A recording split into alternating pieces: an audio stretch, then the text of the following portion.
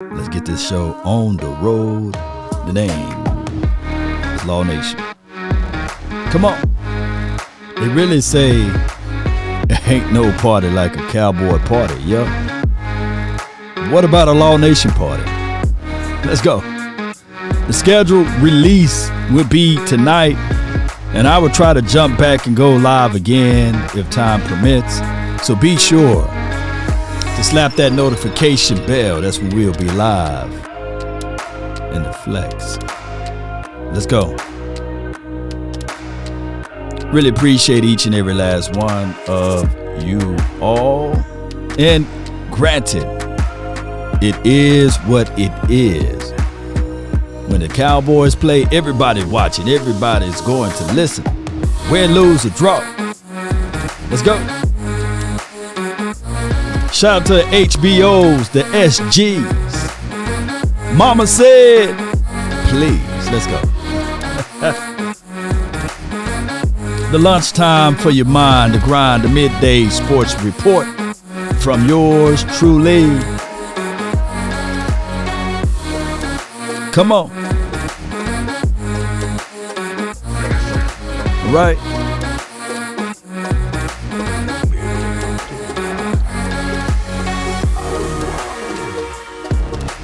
Yeah. Come on. Let's go, Cowboy Nation. The name, once again, is Law Nation. Without hesitations nor deviations to the matter, the Dallas Cowboys will always be the focal point. Win, lose, or draw. Even if you're happy, sad, angry, mad, it is what it is at this point, because that is just what it is. Regardless. And I already know that when they talk about schedule and they talk about strength of schedule, it's always, look, I got to get in front of this before the narrative is set. I got to, Cowboy Nation. We're going to be a good team for the 2022 season. But what they're going to do is they're going to say, well, you already play in the NFC least, right? Not East, but least. And I go back and forth telling everybody that there's no division with more Super Bowls than this particular least division. We play each other tough. We the SEC of the NFL. And a lot of people will look at that and they'll gloss right over it, right? Like they'll go back to the Green Bay Packers and say, hey, that's a tougher division. Like Aaron Rodgers didn't have to go up against the Detroit Lions 2 games out of a year last season. Oh, excuse me. Like the Chicago Bears, they was a juggernaut of a team. When did the Chicago Bears won that division? Oh, excuse me. When did the Detroit Lions ever won that division? The Vikings, I get it. But if you collectively look at ours, right? The Eagles, the Giants, the Washington. We've been playing musical chairs with ours. No back-to-back division winners since 2003-04 year. But we get the short end of the stick. When did the Bills, during that stretch, when Tom Brady was there, when were they like a juggernaut of a team, right? Was it the Music City Miracle or something like that? That was a long time ago. The Jets, they had Sanchez. That's the last time they went far, right? And they got more playoff wins than us, by the way, Cowboy Nation, so we can't talk too bad about the Jets. There's a lot of teams with more playoff wins than us since 1995. But when the Jets been this powerhouse in the Miami Dolphins, but only people will remember the Dallas Cowboys because they play in the NFC.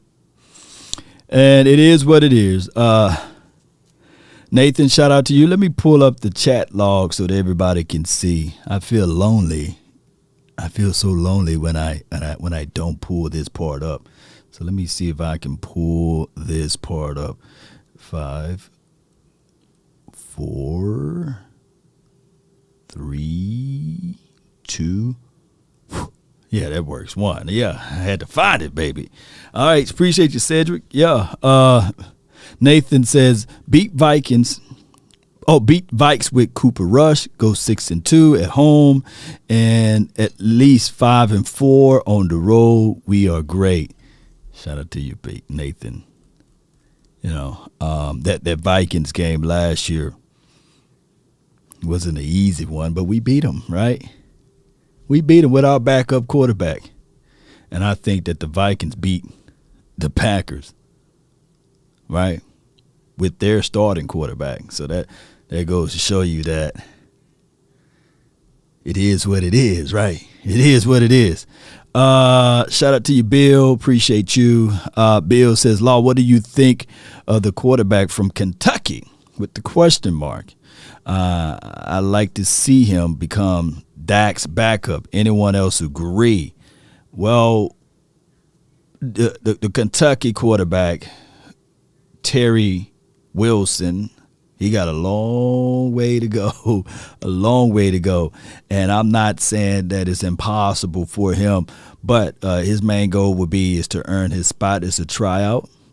Ben DiNucci and Will Grier, they ain't finna lay down. And Cooper Rush, they are not finna lay down. So, and what you need is a camp arm right now. And I think that he got a long way to go in order to make this roster. But his initial point would be, hey, I need to make the roster first. And keep in mind, out of all of the quarterbacks that we got now on this team, the pure battles of positions, Grier, I hope I'm saying his name right, Grier, right? He played the best out of everybody last season in the preseason game, right? If you look up preseason tape, and I'm not trying to say you got to validate games via preseason, because a lot of times preseason is just preseason. You're trying to understand what you're going to do with the delivery of the ball. You're installing plays. You're trying to figure out whether or not this guy will be working at Best Buy or delivering for Amazon, or will he be running routes for the Cowboys, right? Or he'll be shipped off to the USFL, or would he be playing game control arena type of football league that they got out now, right? Where I'm seeing a 45 or 46-year-old Terrell Owens snagging the ball out of the sky. Shout out to you, Greg Berry. RJ3, Robert Garcia. RJ3, I pulled up RG3 stuff before. And yes, he ran a 4.4, which is good. Unless RG3 come to the Cowboys and say, hey, I'm willing to run that 9 route, 7 route, I got you. I'm willing to do some wild cat stuff. Then I don't think the Cowboys will entertain him as an option, unfortunately, for RG3. I'm just keeping it real. I'm trying to keep it real with you guys. And I get it. We got a lot of strong love affair with the Baylor quarterback, RG3. But 2012 been a long time ago. Shout out to you, Mr. Wright, Antoine. Appreciate you. So the pure battle positionings. Me and my guys, Big Game James, the OC, Balls Cowboys, shout out to all of those boys. We were talking about where to place the wide receivers on this team, right? Should they go with 5? Should they go with 6? And, of course, with Simi Fehoko, that hybrid tight end role, is that a horrid thing to do to him? Because he's not a tight end, right? And the OC and Big Game James said, no, they shouldn't put that guy anywhere near, that front. And my argument was, hey, how many people can line up on the line, right? And a quick answer before I do a poll is 7, right? You need 7 on the line. If not, it'll be a illegal formation. But what I want to do is get to the mindset of the opposition. I want to present power and finesse them with a pass. And 12 personnel is the way. And even if I line up at 12 and Simi Fehoko is one of the guys that You think that he's on the line, and right before the snap, I squeeze him out to the edge as the slot guy. That still can be a weapon for you, because all you did was, it's really 11, but you're presenting 12. And what I want to do with 12 personnel, Cowboy Nation, and everyone that's listening, and everyone that's want to hear, is that I'm trying to defeat a certain look that been a thorn in our side. And what is it, Law? What is it? Zone. And I thought for sure Dak Prescott would pick teams apart in zone. But Dak been a man. And man-to-man D, yeah, I love it. When they load the box, yeah, I love it. And I'm going to break that part down before we hit some of this audio. Appreciate you, Jay Versick. Watch, we beat Green Bay and Tampa. I actually think with the lack of star power, our team can focus on how to produce meaningful wins with better plays. And you know what? Let me find a button for that. You know? And it's not going to be you out of your mind, but I'll give you that, Jay Versick. Schultz, in an interview earlier this year, this offseason, he said, since Coop is gone, we now going to have to horn in our football IQ in order to beat teams, and not just by off of sheer talent. That was a good assessment by Dalton Schultz. Not saying that last season that they didn't require any football IQ. But what happened is, when most of the time when you look at the field in general and you have somebody that's talented, you tend to devise a scheme around said talent.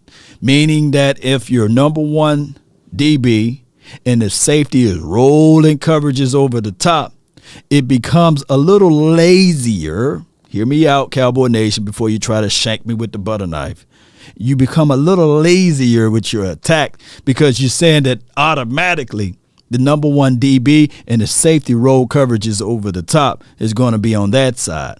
So now I'm still going to do my hook route underneath. I'm still going to have my flat route underneath. I'm still going to do those principles juxtaposed to lining up everything naturally and attacking the defense the way you're supposed to do in certain sets. And I believe that comfort, which I don't like, Cowboy Nation, hinder us. Like I say, some of you guys that's listening right now, you should try to change up some things. Don't get too comfortable, right? Sleep on the opposite side of the bed. When things are stale in your relationship, do something different. Take her car, give it a wash. Maybe that's what she's looking for, right? Get uncomfortable, right? Cook breakfast at night. Do something different. Drink lemonade instead of Kool-Aid. Do something different. Jay, that's not true. We tried less talent. It didn't work. It doesn't work. Did you forget what happened when we had Allen Hurns and some guys? This is my guy, Mr. Wright Antoine. Shout out to you. I agree. I do agree with that. Like, here's the thing. When we tried it the first time, right, in the tail end of 2017, but primarily 2018, we tried to do the wide receiver by committee. And on top of that, the FBI knocked down the door. FBI, open up! Y'all remember that? And not just that, we did the tight end by committee. Who remember Jeff Swaim? And at that time, I believe it was Blake Jarwin, and I forgot the other tight end. But Jason Witten went away in 2018. So you did wholesale changes, not just from one positional group, but you had the Allen Hurns out there of the world. Bryce Butler, I think that you was lobbying to get Bryce Butler back, right? Bryce Butler, and it was Cole Beasley, who's 5'9", as your starting wide receiver, your end-all be-all. Now, I'm not saying, hear me out, that the wide receivers that we have now is better than those guys. But dog it, I'm saying that I believe that CD Lamb, and then of course I forgot it was Gallup rookie year, right? Right. So it was Gallup rookie year, Allen Hurns, Bryce Butler, and Cole Beasley, and a host of other unproven tight ends. So that plan failed. But I believe that this is a different administration. You have, of course, you still have, of course, Kellen Moore calling the plays, but then Kellen Moore was just the quarterback coach in 2018, if my memory serves me correct. I'm trying to go back to 2018 when this all didn't work. This team is different, right? You got a seasonal wide receiver, James Washington, and you have CD Lamb. And then you have the younger version of Michael Gallup that one can argue that's a little bit more explosive out of Jalen Tolbert. And what we are trying to do is have a placeholder until Michael Gallup come back. Is this the right way to do it? No. I posted on my IG page. Let me see. I posted on my IG page this right here. Hey, shoot, this dude just sitting on the bench. Well, he's sitting out there on the street somewhere. You can go grab him for a cup of coffee, and I think that he will be better than most of the guys that we trying to evaluate now, than Dontario Drummond and as well as the Ty Fry-Fargo, But we have to wait. But I feel what you're saying. That's why the all season is long. So what's going to happen this weekend, they're going to go through a list of plays. They're going to do all types of who's in shape, who look good in and out of their routes, even though there's no contact. They're going to be looking at all of that. And if somebody's throwing up, wheezing and coughing and not really staying apart, then you're going to hear some news just like this, Cowboy Nation. You're going to hear it. You definitely going to hear it. Where my news button at? Breaking news out of Frisco. The Cowboys are now bringing in T.Y. Hilton just for camp purposes only, and we'll see if he can have a chance to make this team more. News now while we in Oxnard, the Cowboys have now signed Jarvis Landry for a 1-year deal to see whether or not he can step in and compete for that number one wide receiver position. Wow. And CD Lamb's like, nobody's taking my spot, and that's how the team chemistry is going. Or I can go more. I can go on for more. Let me do it again. Let me do it one more time, baby.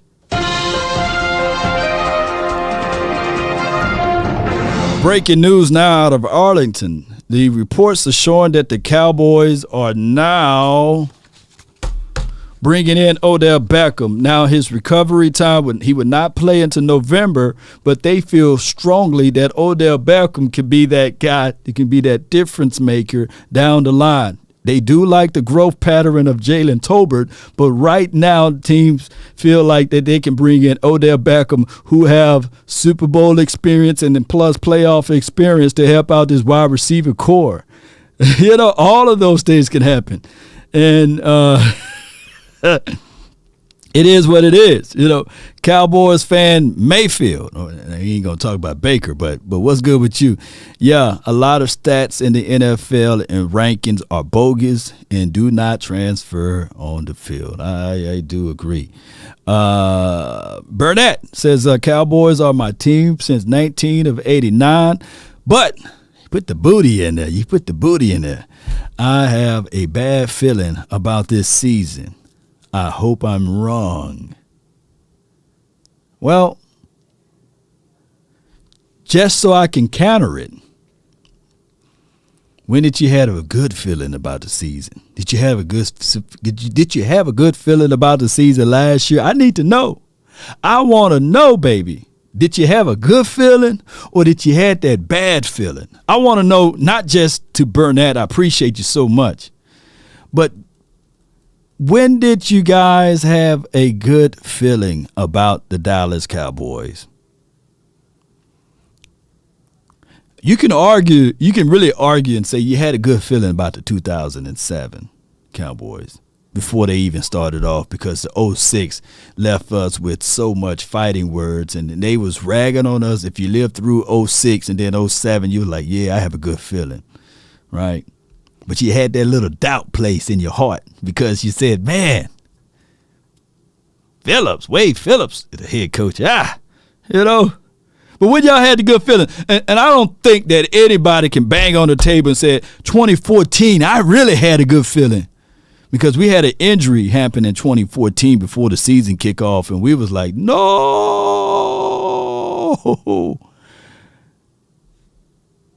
And then 14 scared the bejesus out of us in a good way. We was like, wait a minute. This stuff tastes good. So the Cowboys, we were eating 2014. So the Cowboys going to run the ball behind that massive offensive line? Who would have thunk it, right? You know, you draft all of these guys. Now you're going to run the ball? Yeah. And then all through the year, we was like, if DeMarco Murray can just hold on to the ball. And then your boy Joseph Randall talking about there was a lot of meat on the bones and everything. Oh, my gosh. I had a good feeling about 2017. BD Gray. Yeah, I did too. Ooh, 2017. But the NFL, let me tell y'all something, man. We just freestyle talking right now, but I got to say this about the NFL. The NFL knew that we was going to have a good season in 2017. They knew it. They knew it. And that's why they intervened. Oh, my goodness. They intervened. They took the heart of Ezekiel Elliott and squeezed it until no blood is left in it. Oh, my goodness. They put that kid through the ringer.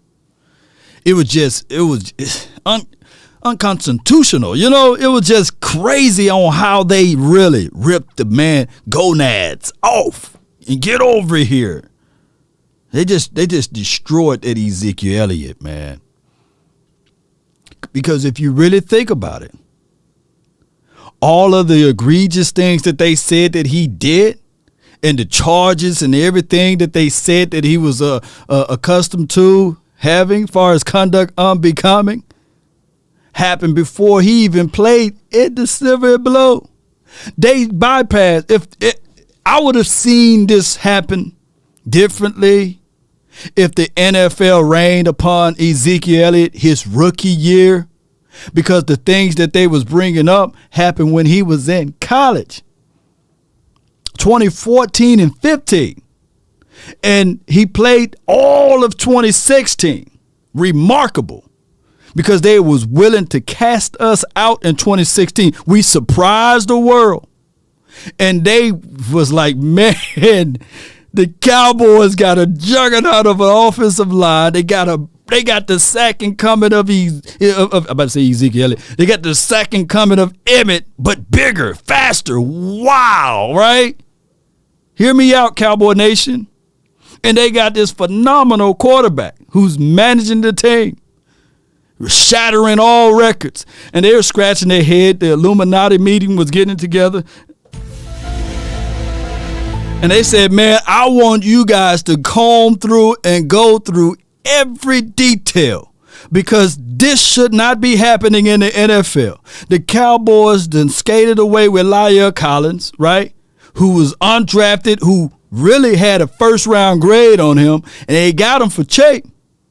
And then all of a sudden, these pieces are coming together. Oh, my goodness. And they know for sure that it was sheer absolute luck that Crosby made those 2 field goal kicks. Oh, excuse me, and Aaron Rodgers. If you go back to that 2016 playoff game, I'm not even going to talk about the 2014 catch, no catch. But, man, they was holding David Irving with 4-5 hands before he won't get inside. Right? And Aaron Rodgers dropped back and he throws the ball to the tight end who catches it on the edge. And I'm sitting there like, wow. And that field goal kick. But they said, man, we got to do something to slow this Cowboys team down and create chaos before this team get on a roll. And it was a miracle for the Cowboys to win 9 games in 2017. That by far, that was the Cowboys' most remarkable year since Dak Prescott was there. Even though they didn't make it to the playoff, being 9-7 that year. And Ezekiel Elliott, is he going to play? Is he not going to play? The man done had to. He used to wear the goat tape. Remember that? And he used to have the mohawk. But when they got finished with him, and his lips turned blacker. He grew a full beard like mine. You know, I'm about 15 to 20 years older than Ezekiel Elliott, but he grew a full beard. Oh my goodness. I mean, his hair's no longer the same. He stopped shaving. He stopped getting the laser line and everything. He probably picked on 5 or 6 pounds. But Ezekiel Elliott, I said, man, they destroyed not just the temperaments of Ezekiel Elliott, but the pure love and heart and soul of the man. Oh, my goodness. Y'all fail to realize that. That destroyed some of the spirit of the Cowboys, the 2017 mess with Roger Goodell. And even the insider investigation lady said, you know what? I see no fault in this man and what he did. He should not be suspended. And Roger Goodell scratched his head and said, bull sugar, we suspending this kid. How many games he was suspended for? Somebody put it down in the chat. How many games? Can you imagine a world with those 6 games? The Cowboys win 9-7. And all you got to do is get to the playoff. A lot of crazy things can go. Oh, so Action Jackson. Yeah, K. Jackson, appreciate you. Brian, 6 games. That kid can never get those games back. That could have been a 200-yarder in one of those games. That could have been a 4 touchdown in one of those games. And the lady, the investigator, said, I see no fault. You can scan left and right, and there's no arrest report for Ezekiel Elliott. And there are players that been arrested playing on Sunday. There have been players who've been charged with domestic violence playing on Sunday. There was a kicker for the Giants locking up his said wife or fiance.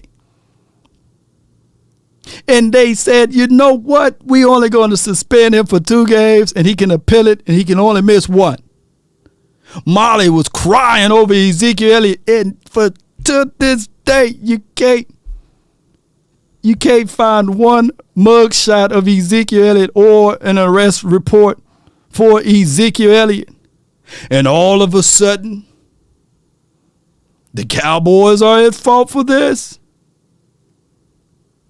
I would love to see Peyton Manning going through his development curve for all of a sudden the NFL and the commissioner raining down on Edgerrin James saying, hey, James, just because you got gold slugs in your mouth and your hair is hanging out of your helmet, we're going to suspend you for 6 games, and wonder how that would have impact on Peyton Manning's career.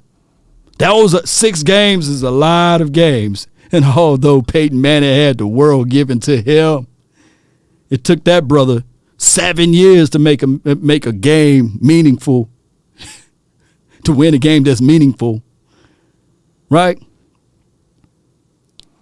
Boy, I can talk this fire all day because they know it's the truth. Peyton Manning, and I'm not saying that Dak Prescott is Peyton Manning, but shoot, you could put me in a uniform and have Edgerrin James my entire career. Oh, excuse me, let me start off from the front end. Hall of Fame offensive lineman. Oh, excuse me, Marshall Faulk. And then from Marshall Faulk, you get Edge. And then all you had to throw to was Reggie Wade and things and Marvin Harrison, Dallas Clark. Come on. They tried their best and said, hey, Peyton Manning, we know you're the son of Archie Manning. Let's give you some unbelievable weapons. Oh my gosh. Unbelievable weapons. Unbelievable.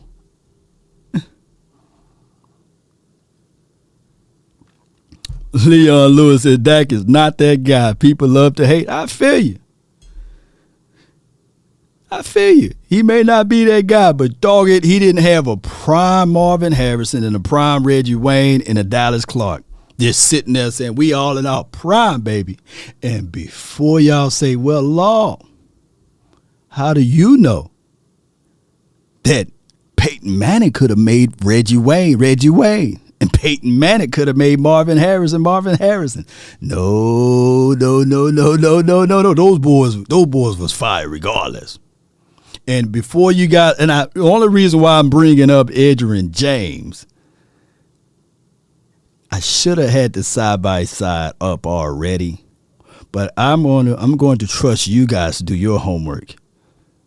And you look up the first 5 to 6 years of Edgerrin James running ability and his yards and what he produced and provided. And you look up the first 6 to 7 years of my guy Ezekiel Elliott, and they mirror us. And that's it. That's with Ezekiel Elliott missing 6 games. And excuse me, but before you guys say Ezekiel Elliott is trash, can y'all do me a huge favor and let me know if this one little thing right here is Edgerrin James, dare I say, in the Hall of Fame? Y'all just gotta let me know. Y'all gotta let me know if Edge is in the Hall of Fame. That's all I want to know. Before y'all castrate Ezekiel Elliott like Roger Goodell did with the little Clippers. Shout out to you, Brandon Tillman. Appreciate you. And reason why I say that, you can't have one without the other. You can't sit back and say, well, Peyton Manning is the GOAT, and then flip it around and say, well, Edgerrin James not, right? Or vice versa. You can't say, well, Edgerrin James is the GOAT and Peyton Manning is blah, blah, blah. You can't do one without the other. Come on, man. Then Peyton went to Denver and had Darius Thomas, Decker, Walker, and Julius Thomas. Yeah. And the BD grade to that point, he had all of that host of weaponry and got beat down. Got beat down, baby. Was that the same year he went toe-to-toe with our guy? Or it could have been another year. He went toe-to-toe with Tony Romo that year. I think the score was like 51-ish. Right? That was the year he went all the way to the Super Bowl and got beat down, didn't he? Got beat down. But there goes to show you how far and apart the Cowboys were with that particular team, because we were close to them, right? We just had some crazy stuff that happened to us. He got beat down because they didn't have that defense. And that goes back to my other part of this equation. Defense win championships. Yeah, Brandon Edwards, he says Edge is in the Hall of Fame. Zeke is not trash by any means, but if we let me read this slowly. Your boy Wayne, boy, we got Waynes everywhere, baby. What's good now? He says, but if we talk in 2022, Zeke versus Pollard is way more explosive. Zeke is still better in between the tackles, though. Yeah, Big Sar says popularity contest. I feel you. Let me see. What we got right here? I'm gonna wait before I talk about that part of it. Here's the thing, what I'm saying with Ezekiel Elliott. And a young offensive coordinator is going into his 4th year. by any stretch of your imaginations. When you go back, I think I did this the other day. It could have just been the other day. Let me go back to week 2. And we're going to find the Cowboys. We're looking for the Cowboys. I did this the other day, but I want to bring this up. And we're going to go to full box score. Ezekiel Elliott, 16 carries for 71 yards, right? And Ezekiel Elliott, 16 carries for 71 yards. And I think it was week 3 as well. I just got to look at it so refresh my mind. Talked about this yesterday, but let's go into details of it today. Full box score. We're going to get off and go to the Cowboys. 17 carries for 95. We're keeping it live, averaging 5.6. And what I'm doing is I'm looking at the average yards per run. And then we go to week 4. This was the PCL tear game. Go full score. And healthy Ezekiel Elliott, 20 carries for 143 yards, 7.2 yards per rush. Now, before you guys get to saying, well, that was the Carolina Panthers. At that time, you see at the top it says 3-1. Cowboys were 2-1 at the time, or what have you. At the time, it was the 3-0 Panthers versus the 2-1 Cowboys. And here's what happened: they went to balanced football. I wish that the Cowboys get back to balanced football. I want Dak Prescott anywhere between 22 to 26 attempts. That's where I want Dak. I want Dak anywhere in between that time, anywhere between that area right here. I don't want to hear about different league or what have you, but that's the area, that's the parameter that we had Troy. That's the parameter of where we had Roger, right? We want him in that parameter of 22 to 26. That's my sweet number. And I want collectively, it don't have to be only Ezekiel, because you see these split targets right here, 20 attempts and 10 attempts for Tony. I want Tony to still have that explosive impact, but I want to give Tony at minimum 10, hear me out, and this is not me talking about my dog Tony, because I truly believe he's very explosive, and to this day, he is the most explosive player that we have on the offensive side of the coin. There's nobody more explosive than Tony. But I want to keep him between 10 and 15 totes, right? 10 to 15. I don't want to see 25, 30. And I really want this mixture, this blend, this recipe, because the Cowboys are 30-0 when we attempt to run the ball 25 and plus. So what I want to do is, if that's the recipe, if that is the recipe to winning, then that's the recipe that we have to do. Call me crazy, Law, but that's the recipe. You know? Law, I love apple pies. I don't go and buy peaches and say, hey, it tastes like apples. No, I go get the apples. Law, I love chocolate cake. I don't go get vanilla unless it's extract or whatever you do with that. But I'm not going to go get vanilla and say, hey, it's chocolate.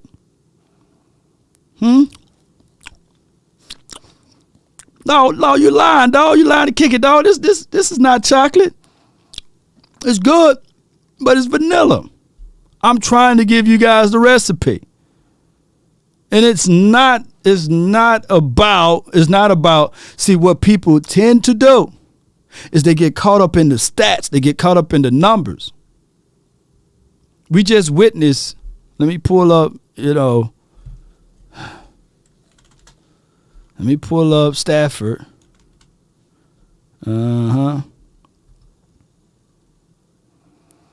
41 touchdowns, 17 interceptions, tied for first. There were a lot of INTs, and I'm not finna pull up the fumbles. But when I go back and I look at this team collectively, let me go back here. Let me see if I can go back here. LA Rams. And I click on the LA Rams, And based upon their overall metric, overall number one team, offense fifth, defense number one. That's the recipe of when getting back to the Super. You got to have a good defense. We know that the quarterback is going to give the ball away. We know that the quarterback is going to challenge the field, right? But how can we get back to the good graces? Defense. Defense. Collectively. And that's what we're looking at. Defense. Special team, they're going to have to work on it. But every year is a new year, right? So, Russell says chocolate, that's doo-doo, baby. No. My favorite cake, man, is a German chocolate cake, by the way. You know, Italian cream is good. You know, red velvet. If I was to order my cakes, man, you got to have the German chocolate, man. Southern style with the cherry on the top, you know. And if that's doo-doo, I'm eating. That's just what I'm going to do. I'm going to eat that doo-doo German chocolate cake because that thing is good. I'll stand on that. And then, you know, you could say red velvet is up there. That's like tier 2 to me. Jason says red velvet, you know, German chocolate, red velvet, Italian cream. And who's going to come in fourth place? Maybe a socket to me, a pound cake. You know, then they start getting into those tiers. Darryl, yeah, homemade pound cake is up there, though. But that socket to me, you got to get grandma with the big elbow to make that socket to me. You know, she got to have the elbow to just moving. And now we working with something, you know. Now we working strawberry cheesecake. I got to be in the mood for that, right? Cherry cheesecake. Oh, come on. Coffee cake is pretty legitimate. You know, Jason, it may be. Give me that German chocolate, though, man. You know, you can put all type of stuff in there, and I'll be like, yeah, that's my vice right there. Give me that German chocolate. Well, you just have one cherry on the top. Just put the cherry on the top. You know, Big Sar says, Grandma with the big, you know what I'm talking about? That elbow just a moving, but baby, you sitting back. Man, I'm getting that Big Mama. I know diabetes is killing us, but shoot, I'm going to work out after I eat this one. Pie is better than cake. Ah! Now, I do like pecan pie. Yeah. But what if you have the best of both worlds? You have the pecan pie on top of the German chocolate. That's the best of both worlds, right? Of just having sliced together. Yeah. Caramel cake. Yeah. See how we get over to talking? Cakes. Some people, I say pecan. You know, y'all back can say pecan, you know, but it's pecan. I'm from Mississippi. We're going to say pecans over here. Pass me that pecan, man. Pecan pie. Oh, banana cream. Oh, my gosh, man. Oh, man. Where my audio at, man? Y'all killing me today with this one. Somebody saying, shoot, I'm finna go get me some German chocolate, and I'm going to slice that German chocolate. I'm going to merge it with a pecan pie, like Law said. He from Mississippi. I know he's something right on that. He's something right on that. All right, let's see if I can get this. Let me see if I can get this illustration for the nation together. Here we go. Let me know if y'all can hit it. To win Super Bowl 57. Let's get Charles Davis in here to look at position battles. Charles Davis, my guy, every man. NFC East team. And Charles, this is interesting because you are looking at the running back room, and the highest paid running back in the NFL again next season is Ezekiel Elliott. Yeah, these are words I really never expected to say during the height of his career. Ezekiel Elliott having to battle Tony Pollard to be RB1, because it seemed like Tony Pollard was brought in to spell him from time to time, but Ezekiel Elliott would be the primary runner. And I thought that last year there was a little bit of a concession towards Pollard's really getting better and coming on. We saw Zeke slim down, try and get quicker, the whole thing. He is still their number one running back. He is still the guy they count on between the tackles to move the sticks. But Pollard gives them explosive runs and gets to the second and third level so quickly. Things that Ezekiel Elliott is more than capable of doing, but we haven't seen it as much in recent times. So don't be surprised if there's a little bit more of a battle there. I fully expect Ezekiel Elliott to still be RB1 when they start the season. But if Pollard keeps breaking off the runs we've seen in the last 2 seasons, he's going to get even more touches and more opportunities in that Dallas offense. Yes, indeed. So that's my guy, Charles, man. Let me say this right quick. There's no right or wrong way to eat a Reese's, right? I just play with you. But here's what I want, the element of surprise. When we were talking about positional groupings, I think that Tony possesses the skill set to also line up inside the slot, right? Hear me out. He did a lot of that in Memphis. I think the creativity of Kellen Moore need to expand. And here's another thing I said in the final word showing this past Tuesday night is that if you look at Tony and if you look at his ability to run in between the splits, because a lot of people think that he's soft, he's not. But you just got to give that man an opening in spaces. I think that you can do a lot with him. And I said this, and I'm going to say this again, Cowboy Nation. The combination of Ezekiel Elliott and Tony is lethal if you know how to use it. And Tony himself is lethal if you just expand your mind. And I brought this up, and a lot of people were saying, before I can get my point out, a lot of people were saying this right here. Shame. Shame. Shame. When I said that you can utilize Tony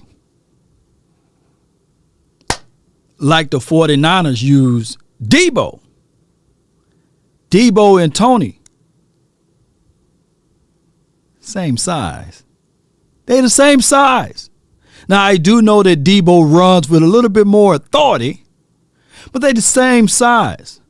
And you can do similar things. And I think in a foot chase, I think that Tony is faster than Debo in a foot chase, like literally.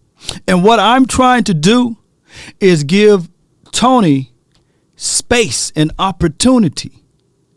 I'm not asking Tony to run through people like Debo, but what I'm asking Kellen Moore right now, get off of whatever you're doing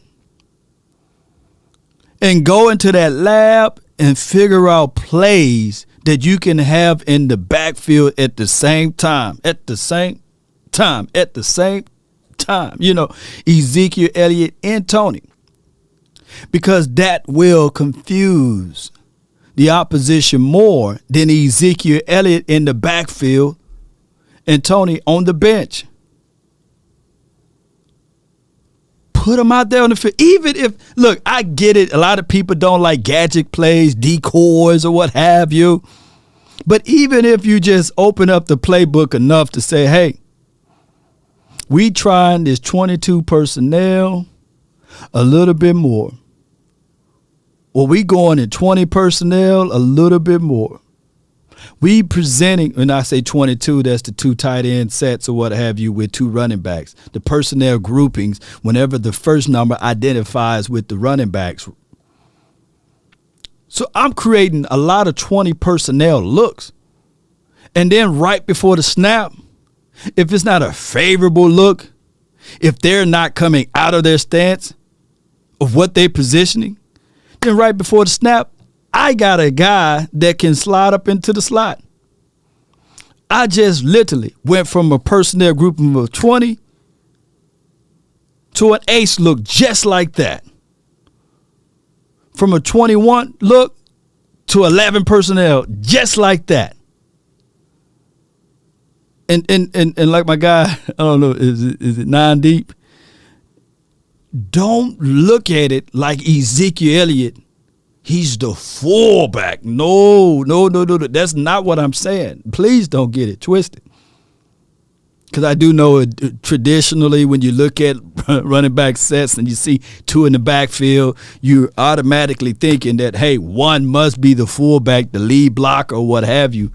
No. You got enough time to install plays that will mind foolery. I'm trying to keep it PG-13. The mess out of the defensive coordinators. Because now what they're going to have to say to themselves, either you're going to have the linebacker to cover and roam the two backs in the backfield, or you're going to have your big nickel or your safety / defensive back to cover and to spy, right? So it's a game of mismatches. And I'm taking that to the bank. Tony on a wheel route against a linebacker. I'm doing that every day. Or Tony out in space versus a linebacker. It may be one or two teams that got their linebacker flexible enough to keep up with Tony in the open field. But dog it, I'm hedging my bet on that. I am. Don't pass it to Ezekiel Elliott, though. Now that I will agree. Like Ezekiel Elliott his best receptions, what have you, was that 2018. When they took away all of those wide receivers, and it was wide receiver by committee. I'm quite sure that Ezekiel had 77 receptions in that year. He had more than Amari Cooper. Go back and look. He had 77 receptions. And that's how I get the touches for Tony. There's no way in my natural mind and you guys' mind, if you guys playing the game and you got money on the line and you got pride on the line, that all you give Tony Pollard in that game. Let me make sure. I want to say 3 touches or 4 touches. Let me just go back and let's go through the pain. It's like pleasure and pain. I'm stuck in this game. Holla by day. We all gonna die. We bleed through similar veins. How can I panic? You heard the guns blast. It's on it worth. All right, let me go to Cowboys. There's no way. There's no way that Tony Pollard would get 4 touches. 4. The most explosive guy on your team get 14 yards for 4 touches. There's no way. I got to come up with a scheme that if my playmaker is not able to get the ball, and that's what he called himself, Tony the Playmaker Pollard, I got to come up with a way.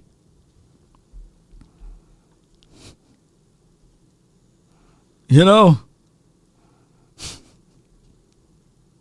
that little skit that they do on TikTok?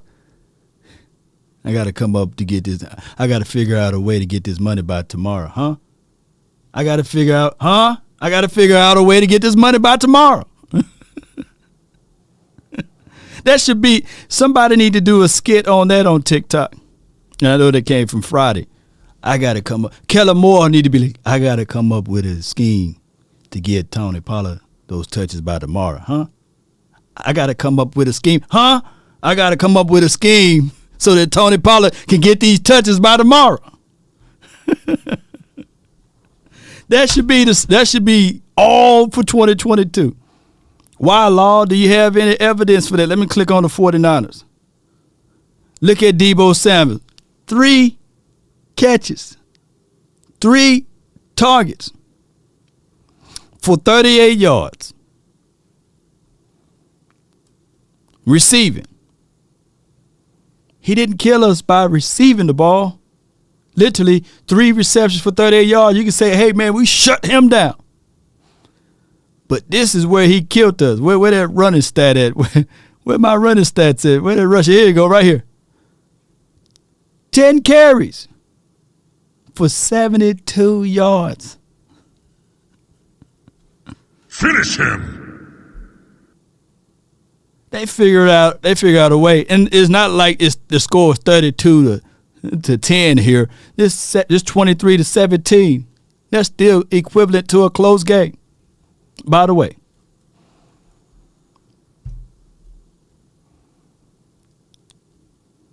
Yeah, Easton says 4 for Pollard is bad, yeah. Right. 4 touches shy. Yep, so it is what it is. I got to figure out a way to give Tony Pollard some touches by tomorrow. I got to figure out a way to give Tony Pollard some touches by tomorrow, Yeah. He got to have more than 4. And I know the game sometimes plays out differently, but if you go back and watch the opening drive of the Chargers game, week 2, when they had Tony Pollard and Ezekiel Elliott out there on the field at the same time, ooh la la. Oh, and there was one play, they netted, I think it was 12 yards. In that Raiders game, I thought they was going to go back to it. I was like, yeah. They netted 12 yards when they had Ezekiel Elliott and Tony Pollard in the field at the same time. I was like, yeah, they finna go back to it. And then they said, let's pull Tony. No, you got to figure out a way. Around 4 yards per carry. Pollard was 5.5 or so yards per pop. Do you think he gets more carries and it should be more 50-50 because of the differences in these two guys? I mean, we always go to the old thunder and lightning sort of thing, but they are 2 different backs, and Pollard has that burst. Yeah, I think it becomes more of a 50-50 if indeed Ezekiel Elliott does not show those runs that we've seen in the past. If he becomes more of I hate to use this word plotter because he's not, but if all of a sudden the runs aren't getting that occasional 10, 15-yard pop as we've seen before, then Pollard will get more of those opportunities as the Cowboys continue to try and expand their offense and play more of a lightning style deal. Look at all the receivers they've loaded up on. Look at the division they're in. I think the Cowboys think that in the NFC East, scoring points and playing from the front is a really good thing. And I think that they have the right formula for that. So we'll see how that develops. Zeke will be the guy to begin, but he better not rest on his laurels. Pollard's really coming on. Does so much. Running game, passing game, and kick return game. Had a kick return for a touchdown as well. Let's move to the Eagles. Nah, we ain't talking no Eagles.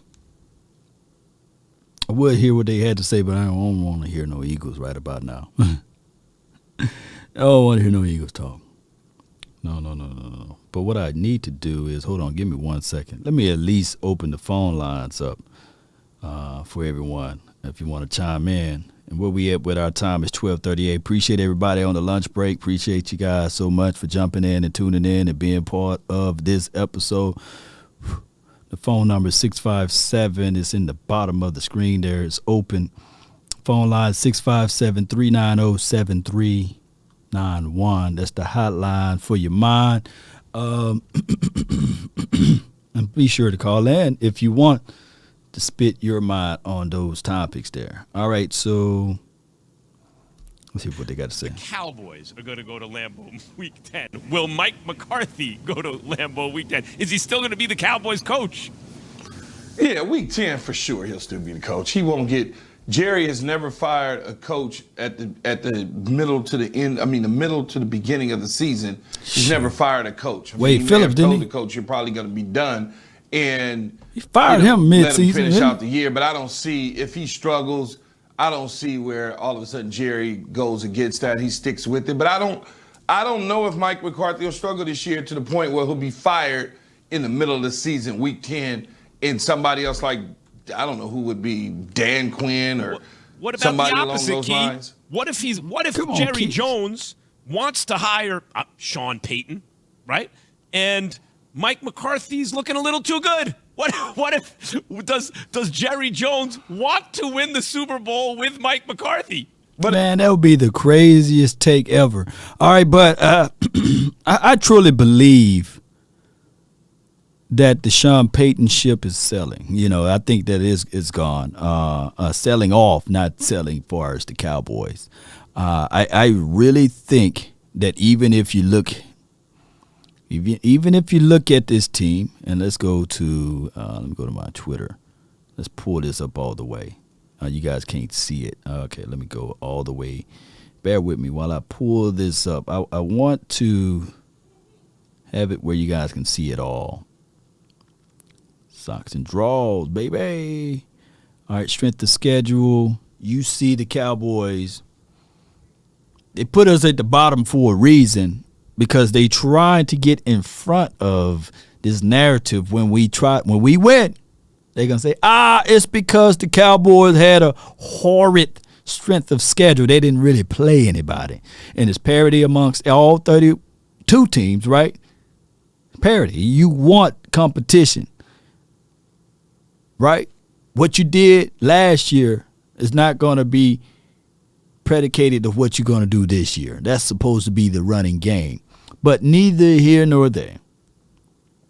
The Cowboys are presented to have the easiest schedule amongst all 31 other teams. The average winning percentage of the guys that we're going to face is .462. So if Mike McCarthy somehow get fired before week 10, it will be a miracle. It have to be a situation whereas somebody done dropped the ball. It had to be that, right? It have to be that. Shout out to you, Jay Bryant. Let's go. If you look at too good, then there's no need to hire Sean Payton, right? I don't see that. I don't see that as a scenario. Now, if he gets off to a terrible start, 1-5 or something like that, or 2-4, then I can see where he won't make it to Lambeau at that point. Like if it's just a complete disaster, then yeah, he'll get fired and won't be on the plane to Lambeau. Yeah, and I'm predicting that the Cowboys, if we do, I really want us to come out guns a blazing, but it is what it is. I got from the 903, you're live.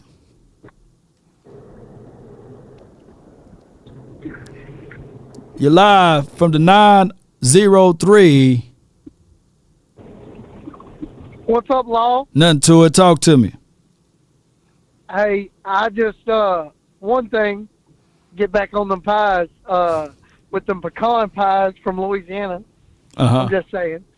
But I just, back to what you were saying earlier, if they would just use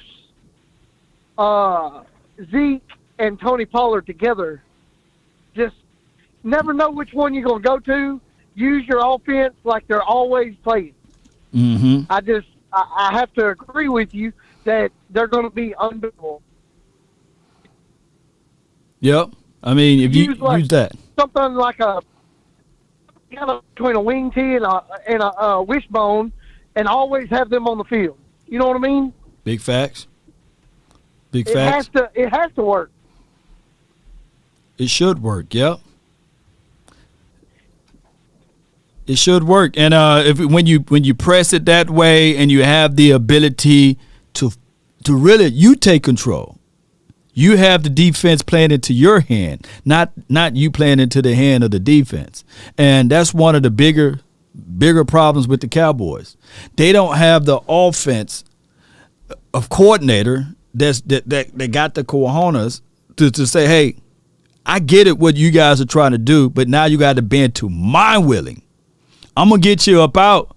I'm gonna get you up out of that quarters defense because not aggressive enough. Yeah, you got that's the word I'm looking for. The aggressiveness, the tendency to make sure that you make them pay when they do something that they don't supposed to do, and that is the problem with the Dallas Cowboys offense.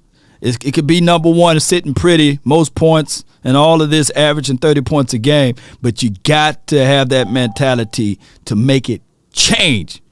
Make the defense, the opposing team, bend to your will, not you bending to their will. Yep. I seriously believe with Dalton Schultz as a tight end, he's decent enough to give us some decent blocks and be able to use them even as a receiving tight end, and still be able to get the receivers we have are good enough to catch what we have coming at them. And then you use the running game as the driving force. I mean, right. And then you follow course. You know what I mean? Like, we already see that it's successful. Right. I mean, use the running game as the driver. Man, you brilliant, man. And don't fall in love with the passing, because it's just like a team that's a good Well- 3-point shooting team, right? You live by the 3, you can absolutely die by the 3. I believe in that, but you can absolutely sell the run and pass to Pollard all day long, like you were saying, or kind of use him as a sweep, and I think you're going to kill everybody's momentum on the defense. They're never going to know what to do. Oh, yeah. And to that option, to that degree there that you're spitting at over here, that's why I'm agreeing with you. Yes, it's good to have the dump-off guy as Dalton Schultz, but with a little wiggle room and opening space, he's not going to take it to the house. But what will make them pay is a guy by the name of Tony Pollard. If you have him to run that same route and you hit him underneath, then it's just like a kickoff return or a punt return. He can take it the distance. So that is what. He's such a smaller guy; he can hide behind Dalton Schultz and and wiggle his way up. He was there. Man, my goodness, that's what. Man, me and you are on the same wavelength, man. I appreciate you, fam, for calling in. Thank you so much. No problem. Good call from him, man. Me and him was on the same wave. I love it when we on the same wavelength because, and the more and more I say this, the more and more people are like, that cake law is cooking up over there. That boy pretty good. Can I have another slice, man? Let me get the edge. You know, the corner piece, you know. Let me get that corner piece on that edge right there, that cake. And you said, Law, you said this is a German chocolate? Are you sure this not American? Dog, it's German chocolate. Trust me. That boy good at it. Yeah, man. That's what y'all doing right now. Y'all eat this German chocolate cake. From the 301, you're live. Yo, what up, Law? Nothing to it, man. Talk to me, man. Talk to me. It's your boy Wayne from the chat, man. I'm just calling in to we were talking about the Zeke Pollard thing, Zeke vs. Pollard. Me and my friends always have a debate about this Zeke vs. Pollard. Right. You know, and I get what you're saying about that. What week did he get hurt for the PCL? What week was that? My memory served me correct. That was week 3, week 4-ish. Yeah, week 4. Okay, yeah. So when you were saying that, you know, he was totally different play, I definitely agree with that before the injury. Now, when I used to play football and everything like that, they used to always say, you know, if you're hurt, if you're playing, you out there. You out there. So you putting that film out there. I get that he was hurt. He put that film out there. I get he was going through it. You a football player. You gotta play through the injury. You don't. You know, it's not like basketball. You get hit in the face and it's like Yeah. So, and a lot of the problem was with Kellen Moore is he calls plays really good early in the season when teams don't have tendencies on us. You know. Right. So when it gets to late in the season, teams have the tendencies and he doesn't know how to adjust. You know, when certain coaches go in at halftime, you know, like if back when Sean Payton, when if he was down at halftime, you were like, okay, these guys are going to come out and make a hell of an adjustment. They're going to switch the thing up, or Tom Brady, if something's going on with Tom Brady, he's going to make an adjustment. Make the adjustment, yeah. But Kellen Moore, he struggles with that constantly. And you saw that late in the season, just like we saw with the 49ers game, where it's unacceptable for him to have four carries. And, unacceptable, yeah. Yep. And that whole game was just a whole debacle. And he has to me, Kellen Moore has to show me now. Even if he calls plays good early in the season, I don't care. I really don't. I want to see him late in the season, and I want to see what it looks like when teams have their tendencies. They have everything on you. And how are you going to call plays now? You know what I'm saying? Yeah. Now let me ask you this. Now when it's good, and you have that, like, they knew what type of playbook the Dallas Cowboys had when Jimmy Johnson was running it, and you just couldn't stop it. But that goes back to the philosophy of the nastiness, right? We got guys with nastiness on that front five now, and I'm not saying that one guy can make the total difference out of Tyler Smith versus Connor Williams, but what I'm trying to say is I agree to your point that making the adjustments on the latter end of the season is necessary for this team. And Kellen Moore got to be sure that this is the counter approach. This is how I got to counter hey, we're going to drop 6 DBs now. right? And we're gonna beg Dak Prescott to throw it to us, right? But Dak Prescott is not that type of quarterback. And you got to understand your strength and weakness with your quarterback. Dak is the type of quarterback, I'm going to take what the defense is giving me. And pretty much, guess what he did? Schultz, underneath. That's why Schultz had a remarkable season. That's why Schultz now is in questioning for $11 million for this season because he decided to give it to Schultz. But what I'm saying is that naturally, for those who've been following football for a long time, in quarters defense or in pass pro defense, you run on it. You run on it. Yeah. You get them up out of that look, and the Cowboys never could display that. They could never get them up out of those looks.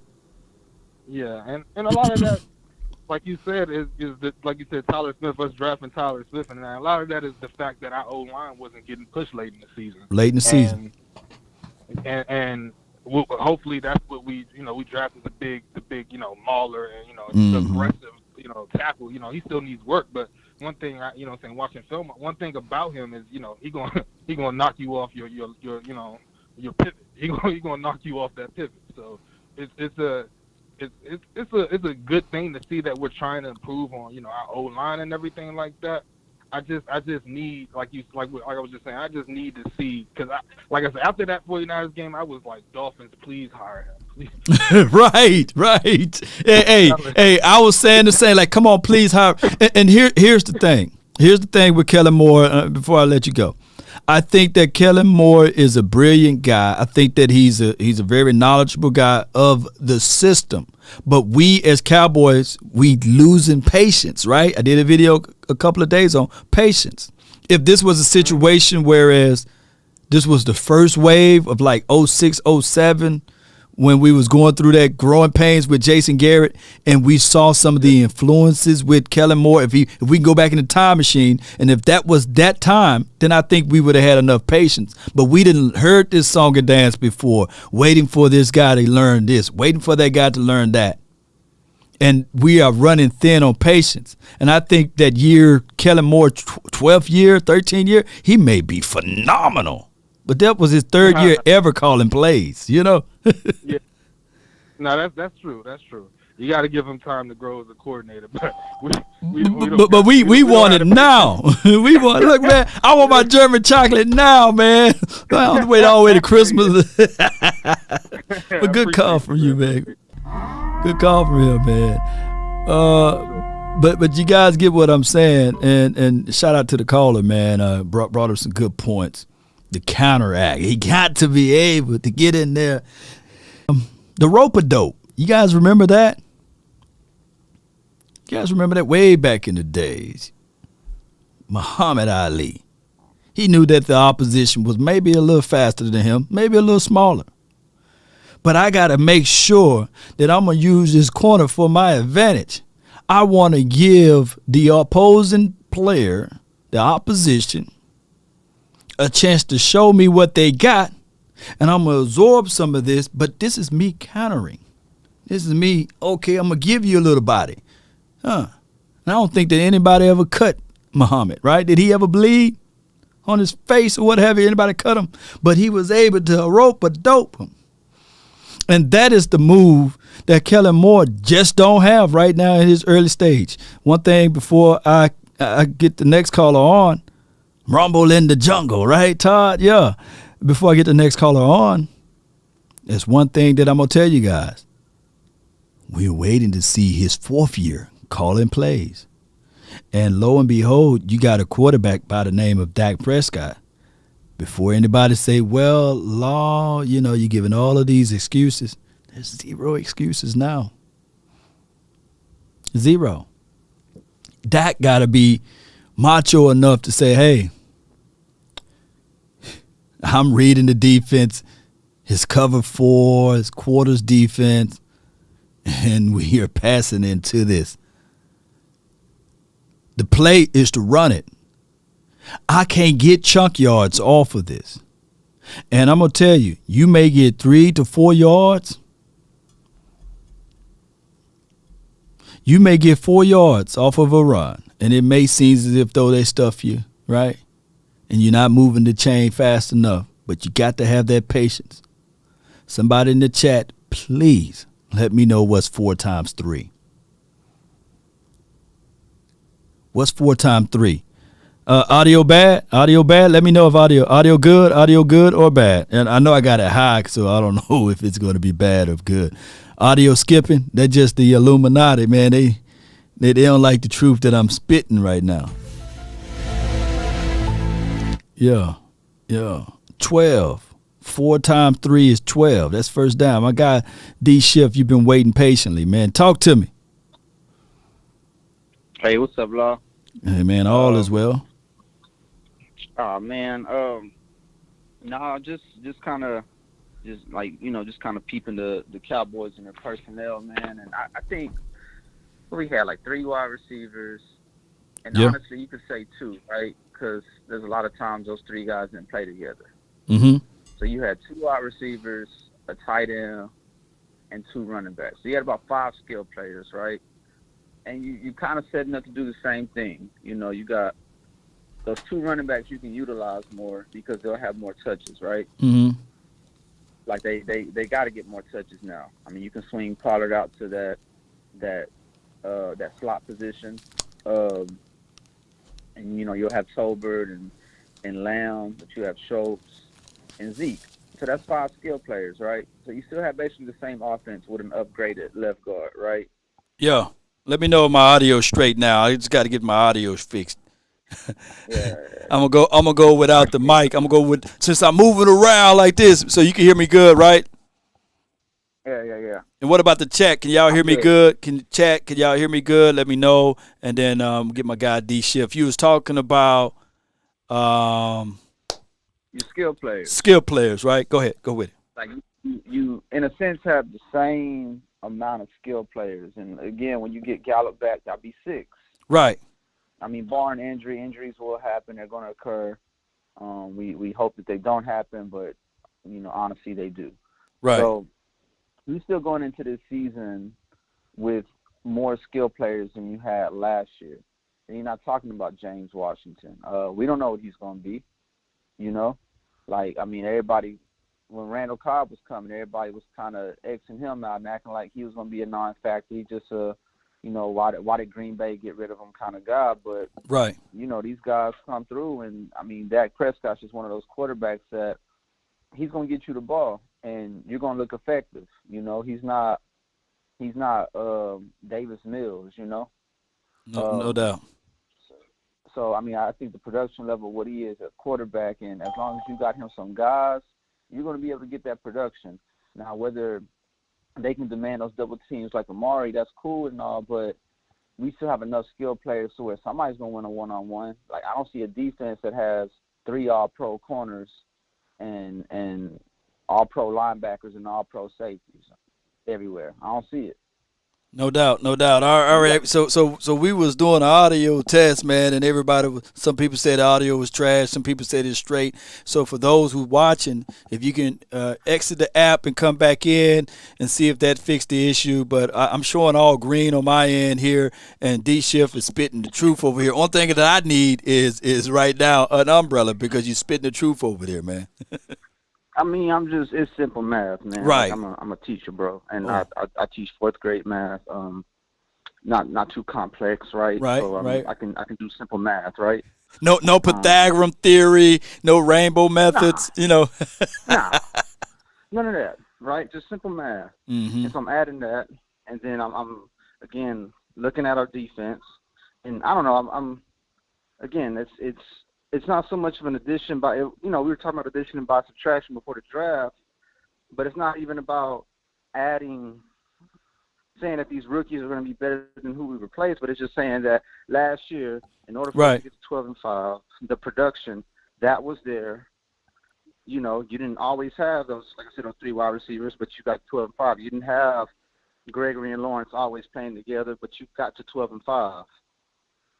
Okay. So we just need to stay durable. Good call, man. I'll holler at you later, man. Hey, before you go back to your class, are you a Mavericks fan? Do you follow the Mavs?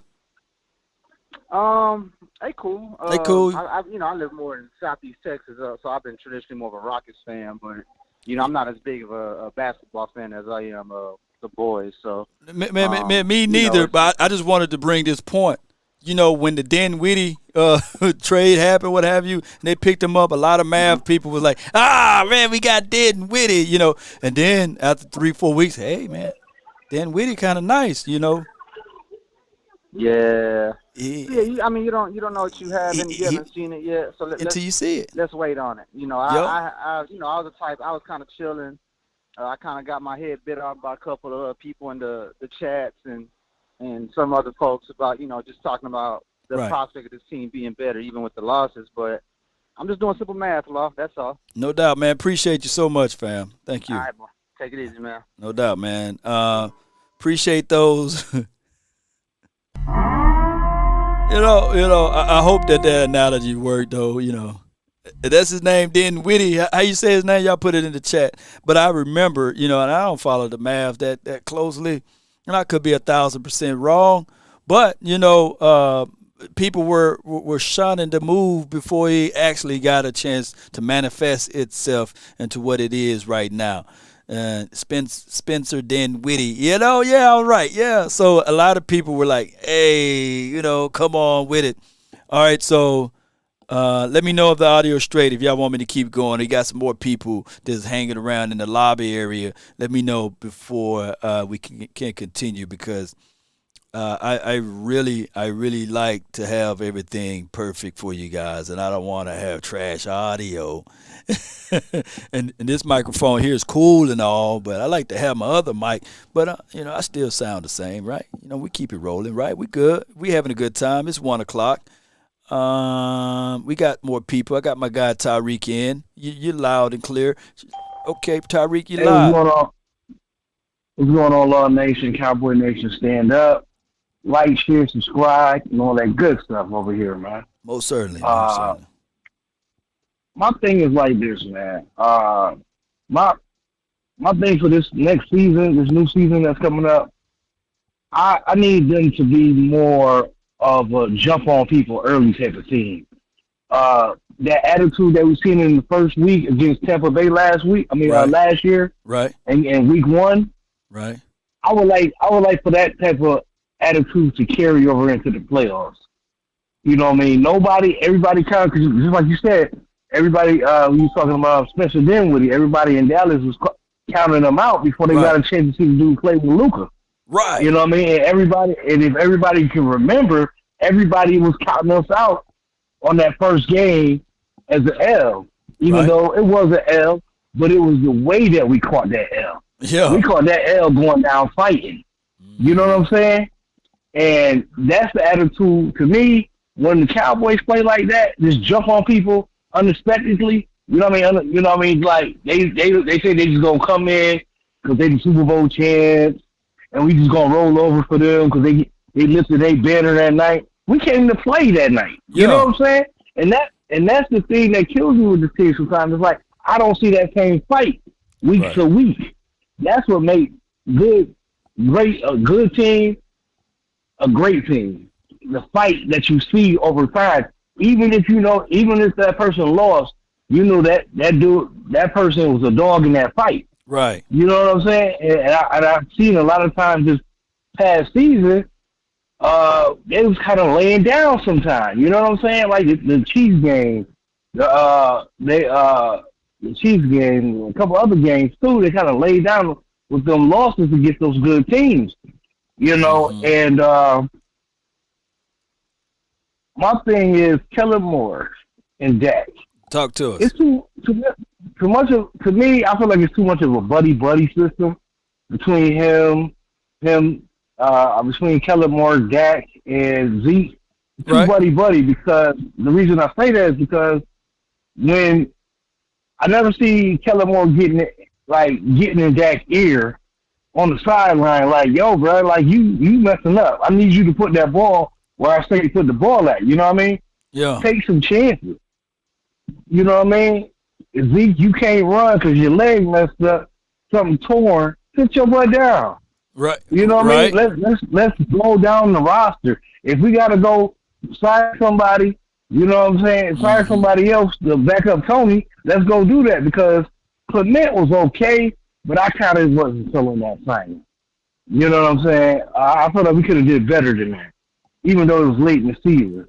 But my thing is, I'm tired of seeing Kellen Moore call these college football type of style plays.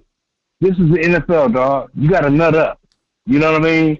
That receiver by committee crap, that's not going to work every game. It's not going to work every game. You got to come up with a scheme. And we even – look, you learn more from your failures than your success. And all offseason, my guy, Kellen Moore, he needs to be like that movie I watched many moons ago. You remember that movie Apollo Creed or Creed 2? Yeah. And he got his butt whooped. Yeah, that boy, I forgot his name. Let me pull up and see if I can find it on here. He got his butt whooped. Talking about B. Jordan? Yeah, Michael B. Michael B. Jordan? Yeah, he got his butt whooped. And yeah, but it takes a butt whooping to get you for you to see some things. It took him his butt whooping. And my only hope would be if Kellen Moore looked at that playoff game and all what it was talking about him last year, and including I got to throw Dak into it. Dak is unscathed with this too. He got to be like that kid, Michael B. Jordan, and be willing to go into the battles. And even when his boo thing was like, "No, baby, no, you don't need to get out there and fight no more. One more fight, you can die." And he said, "Well, if that's the case, then it's not worth for me living." That should be the mindset of this kid, Kellen Moore and Dak Prescott. They and anybody else that's on this team, they got to have that mindset that they got to train like no other and get back out there and fight it to the end. Yeah, man. Cause my thing is this is my thing in close. This is what I want to say in closing. Everybody sits here and talk bad about Matthew Stafford, and well, I ain't gonna say everybody. A lot of people do talk bad about Matthew Stafford and him throwing interceptions and pick sixes. Right. My thing is like this.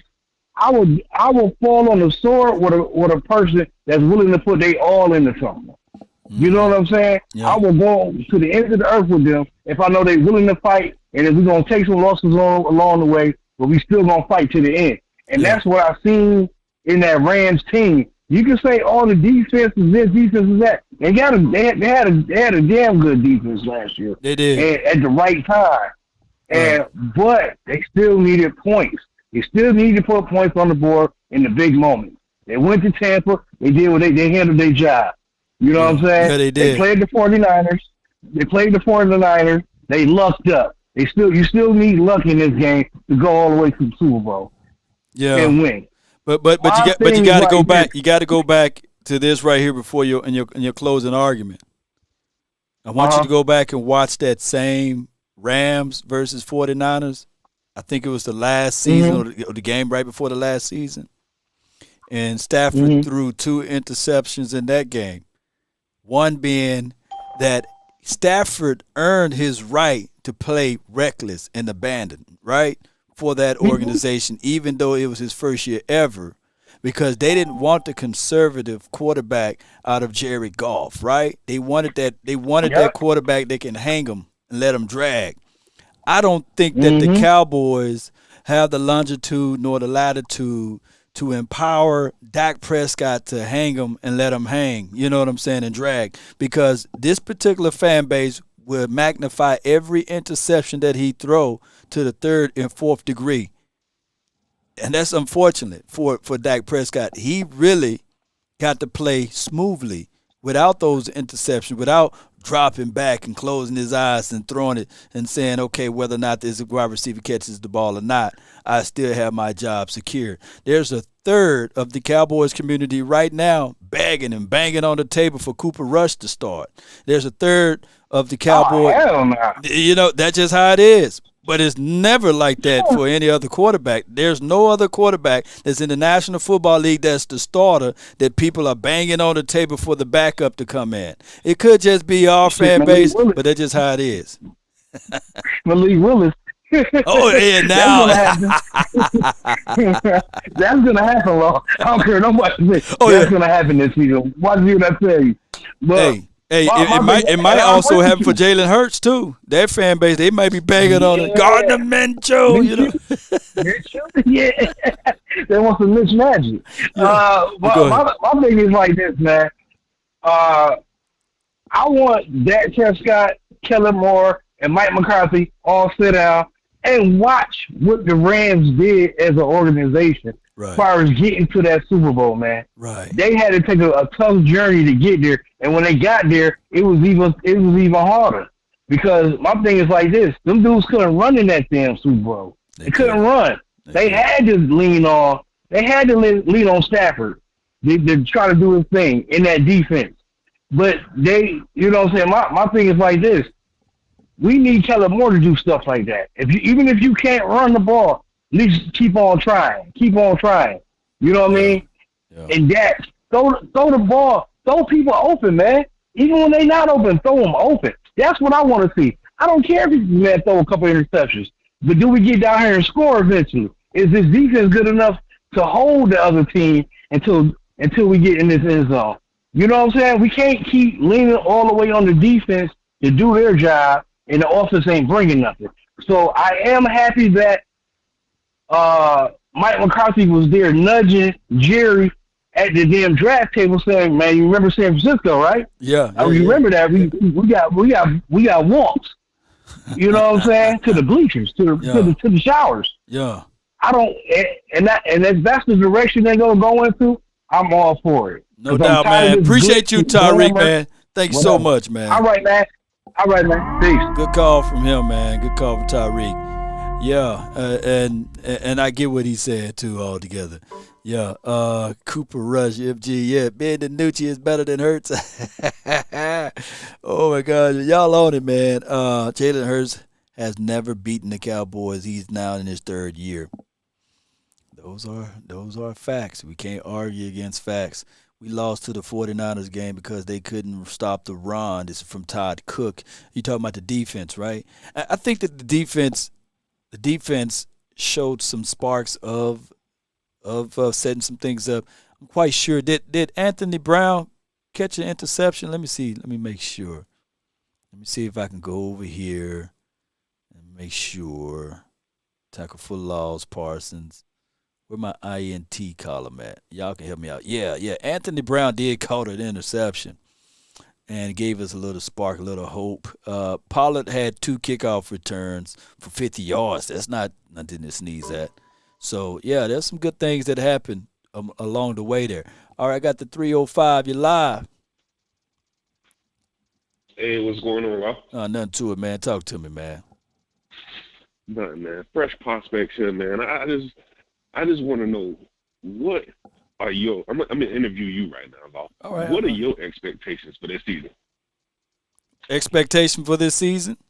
Oh, to finish up with the 12. Look, we went 12-5. We made it to the playoffs. My expectation is to get back to the playoff and win at least one playoff game, and then we build from there. I told people for the 2022 season, this will be the season that I'm not saying we going to the Super Bowl. I just want us to get back to the playoff and win a playoff game, and then I'm going to slide my expectation from there.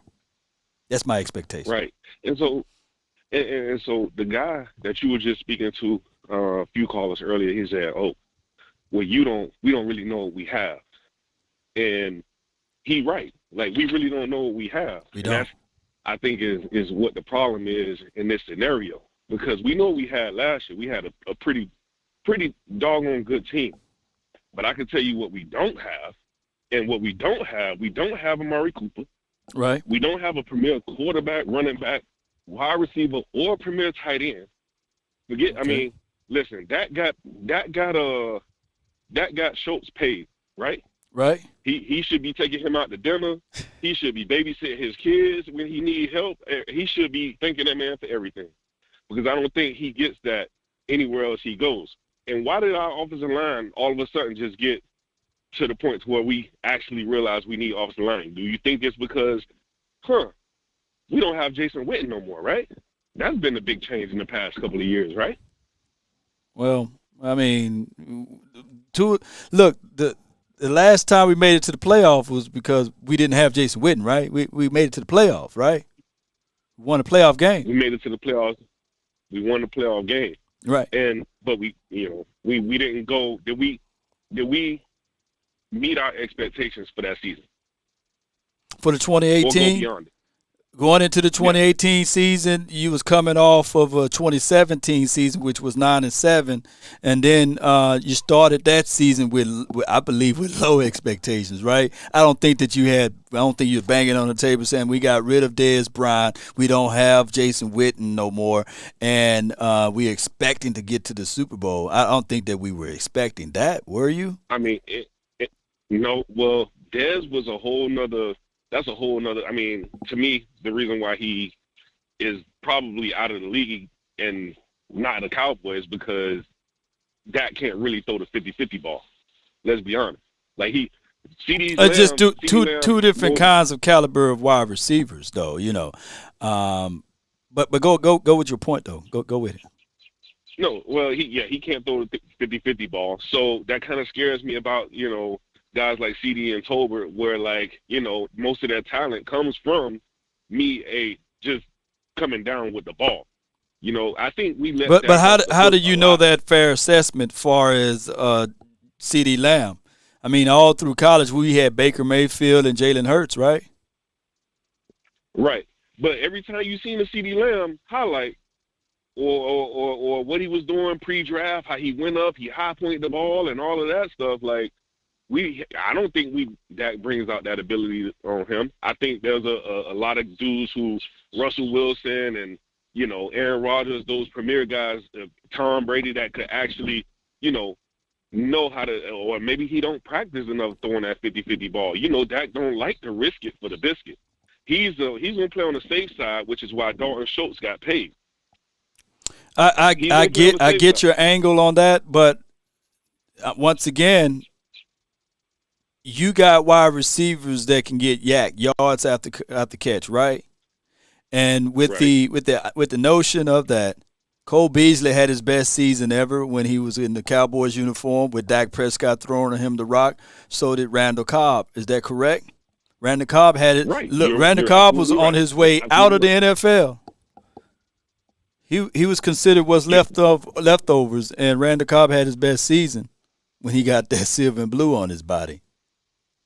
Right, you're absolutely. I think those wide receivers cater more to what Dak is. The short, shiftier, faster, in and out of the breaks, break out of the top of their route, full speed, get separation. And what is CD Lamb? Is he that guy? In the foot chase, you think CD Lamb is better than Beasley and Randall Cobb? Not in the foot chase. So there's a difference between being able to break out of your route and accelerate to your full speed. I think, if you ask me, I think Cole Beasley could get the Cole Beasley's top speed out of his route better than CD Lamb can. Did you recall that Saints game when CD Lamb took that ball and took it off and went all the way down there to the field against one of the top 10 defenses in the NFL? I know. No, I'm not disputing anything about CD. I think he's an absolute beast and he's good. I think that we could utilize him more in the 50-50 ball range. I think the way we is good. Let me say this. I'm not trying to cut you off or anything, and not to beat you up, but the passes, Dak Prescott threw 10 interceptions last year. Is that correct? I don't remember. He threw 10 interceptions last year. 6 of the 10 interceptions were in the direction of CD Lamb. So what I'm trying to do here is, I like CD Lamb. I like CD Lamb more so, believe it or not, inside. I love to see CD Lamb run those intermediate short routes of like what a Randall Cobb did and like what a Cole Beasley was able to do. I think that if you get back to this offense of not trying to force CD Lamb to play on the outside all day as primarily only as that X, and you move him around and have him to play that role of being the wide receiver that flex inside to outside, I think that you will get that production level that you're looking for. And I see a lot of people banging on the table saying that, hey, the Eagles got A.J. Brown, who's a back-to-back 1,000-yard receiver his first year. Well, minus the pandemic year and minus probably 70 yards, CeeDee Lamb would have been a back-to-back 1,000-yard receiver. Keep in mind, CeeDee Lamb, rookie year, he had Ben DiNucci, Garrett Gilbert, and Andy Dalton throwing him the ball. So I think that you can get that out of CeeDee. Right. And to make your point, you remember what happened with Dez when they started moving him around and moving him to the slot and stuff like that. He started being a little bit more productive. I think that's the same thing they should do. But I do also think I need your take on this as well. But I feel like we do let Dak off the hook a little bit. You know, I feel like, and it's just, I may be wrong. I feel like the reason why we don't have a Byron Jones and Coop and Gregory and Leo Collins, partly because of, you know, some of that money that Dak is getting. And if you look at Byron Jones, yeah, he's not like this huge playmaker, but look at what he's doing over there at the Dolphins with Xavier Howard the past couple of years, how Xavier Howard has flourished and how that Byron Jones has got that. Could you imagine if they had to throw at That was a mismanagement from the front office, man. They paid Jalen Smith before they paid Dak Prescott.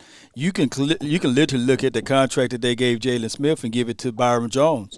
And within that same confines, you can have Byron Jones and as well as my guy Trayvon Diggs on the outside. So I think that's mismanagement of funds with the Cowboys. Nothing to do with Dak Prescott contract.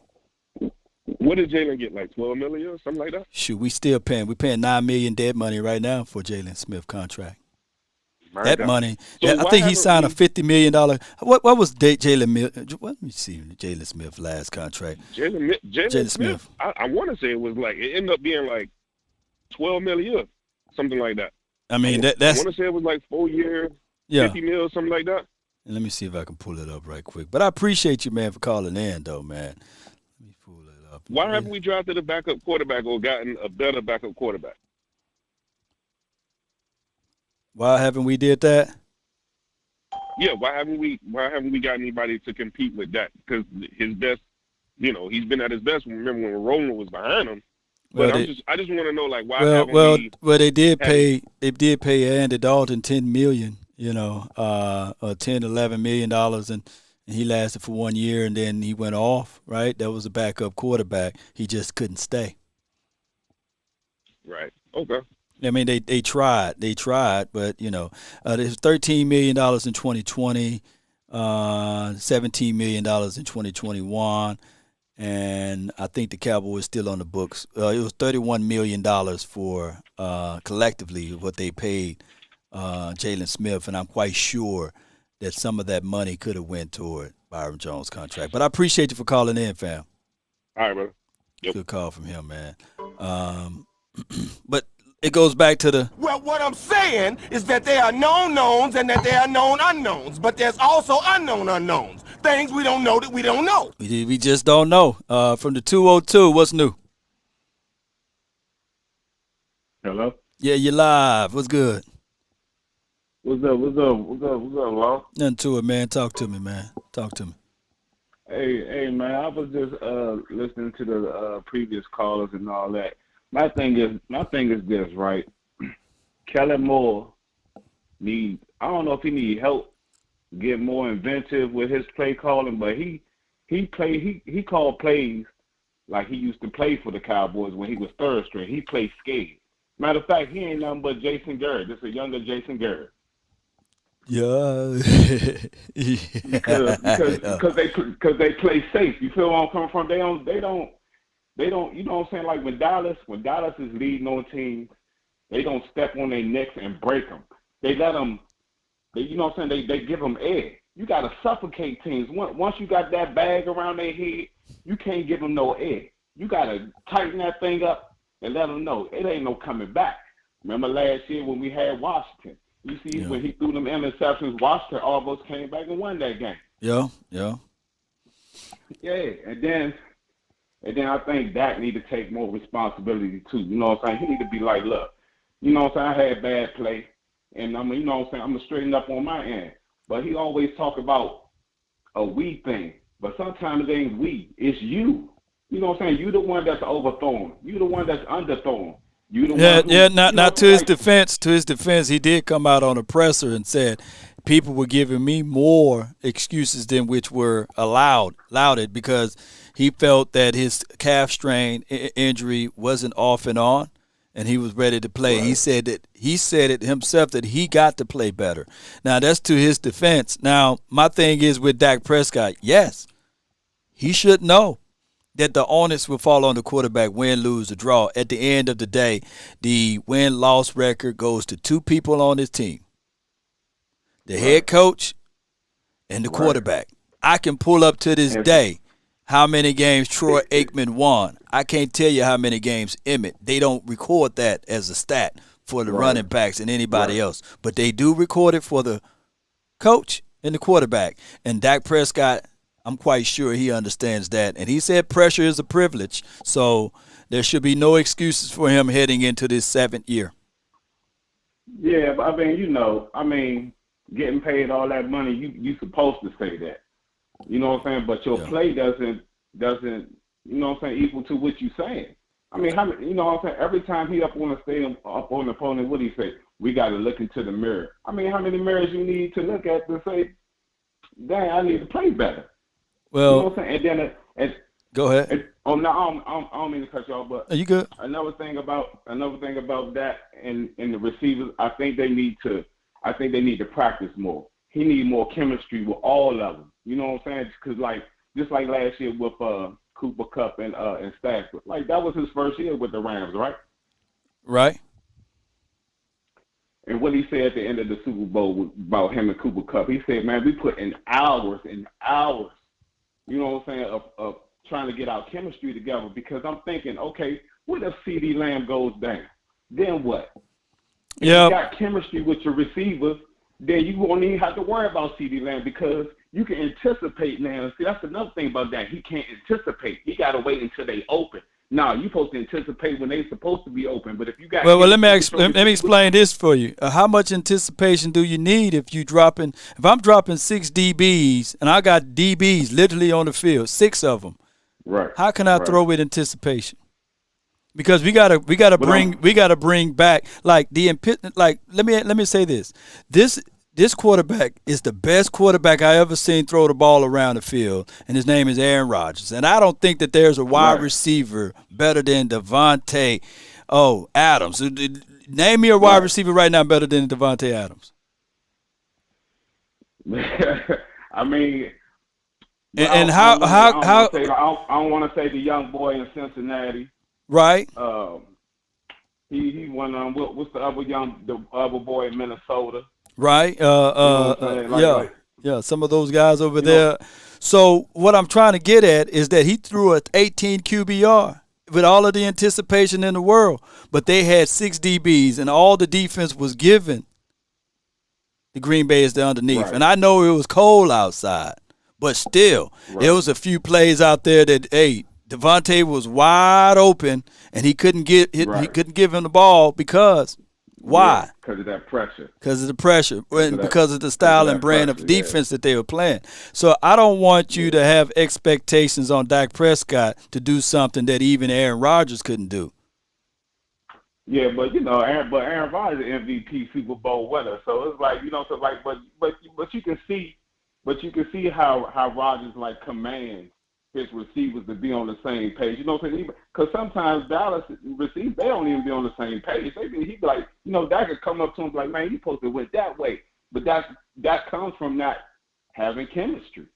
Yeah, I'm quite sure. If you're in the Dallas area, I'm quite sure you read the reports that Dak Prescott got a football field in his backyard, and CeeDee Lamb pretty much staged there. Him and it was Cedric Wilson. But Cedric Wilson going to Miami land, and now it's Jalen Tolbert. That's one of the things that they did. Dak Prescott called Jalen Tolbert before he was even drafted to create that chemistry. So they may be listening to what you're saying about, hey, they need to develop that chemistry, right? Yeah, that's what I'm saying. Maybe you know what I'm saying? But See? maybe he realized that, you know what I'm saying? Maybe he realized that I need more chemistry with my boys, you know what I'm saying? So let me go ahead. Man, get them all over there in the backyard. No doubt, man. Get them all in the backyard, man. Hey, and let them all get the Sleep Number sponsorship deal, because I'm seeing even Parsons getting a Sleep Number sponsorship deal. But I apprate you for calling in, fam. Hey, for real, hey man, another thing before I go, man. Hey man, let me get some of that bed oil that you using, man, because I need my bed like that too, man. Hey man, it's coming. It's coming soon, man. It's coming soon. Me and my brother, the twin maker, man. We creating everything, man. So bear with me, man. We hope to have it released sometime September or early November, man. You know how this thing go. Appreciate you, fam. It's a good call from him, man. Good call from him. And you guys, I'm not a Dak Prescott apologist. I'm telling you guys, Dak Prescott, yeah, he do have to throw with anticipation. Yeah, he do. But if you're anticipating to throw, anybody who played football before, let me know. And even if you're playing John Madden, if you play Madden, if I'm in a cover 4, if I'm dropping him quarters defense, what do I supposed to do? Do I audible out and put it into the belly of the running back, or do I blindly drop back and still throw it into the coverage? You know, but I can throw it and hit the underneath receivers. You know what? The Cincinnati Bengals, I want you guys to go back, a good homework assignment, go back and watch the Cincinnati Bengals defense with Eli Apple. Eli Apple, baby, and Cheeto Awuzie. The Cincinnati versus the Kansas City Chiefs, and go back and look at that formation of defense that they played in the second half. And they gave the Kansas City Chiefs the option to run underneath. We give you dig routes. We give you the underneath. We give you the shallows, the hooks in the middle of the field. But we're going to drop everybody. And I don't think that Dak Prescott throw the same ball that Pat Mahomes throw. But you guys let me know. Did any anticipations for the nation help them out? They had Eli Apple shutting down Tyreek Hill. Tyreek Hill. Let me know if I'm wrong. I got the MJ from the 206. You live. What up, family? How you doing? Man, all is well. I can't complain, man. It's a beautiful day out here in the neighborhood. Talk to me, man. Man, I'm just listening to all the fans. And they already, y'all always don't even watch it. To all the fans out there, you always just cut your TV off and don't even watch the Cowboys. Because all you guys think so negative, and these guys haven't even set on the field. Last year, y'all did the same thing. Y'all listened to everybody pick the Cowboys was going to come in third place. And then when the Cowboys started off 6-1, y'all jumped on the bandwagon. All you guys are bandwagon fans. You're not real Cowboy fans. I'm going to die. If they go 1-15, I'm a Cowboy fan. If they're 15-1, I'm a Cowboy fan. All you Cowboy fans complain. Yeah. There's 4 keys to the game. The first one, special teams got to be on point. Okay. Third, the defensive front got to be powerful. Stop that run. The next, the offensive line got to open holes in the middle. And then the key is the quarterback. I don't want the quarterback trying to play like the Rams quarterback. That's not his game. I want my quarterback. I get mad at Dak. Let me tell everybody here. I get mad at Dak Prescott because I know he could do better. And y'all got him trying to play like he's some stupid, one of them quarterbacks that like to throw a lot. No, I want to dink and dunk Dak and then hit you over the top. I don't mind him hitting my tight ends because the tight ends keep the drives going. I'm not worried about CeeDee Lamb. Now, look at that Law. They don't even got confidence in CeeDee Law.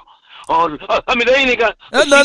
That's a good new nickname for CD, man. CD Law. You CD know, Law. that's what his CD name should be. If his last name was CD Law, we'd have had two Super Bowls by now. But it's Lamb. You know, his people need to change the last name to Law. But go ahead. To Law. CD Law. Yeah. They panicking. They panicking already. Oh, CD Law. Oh, CD Lamb. He ain't gonna do nothing. He had 970 yards with bad quarterbacks his first year. Yeah. Then he got 1,000 yards last year when they didn't throw to him that much. You keep him in the slot. That's why they got that receiver, because he can play on the outside. Washington can play on the outside. When the other, and we don't know who go. I keep telling you. Excuse my French, Cowboy fans. Let me say it again. Don't take it the wrong way.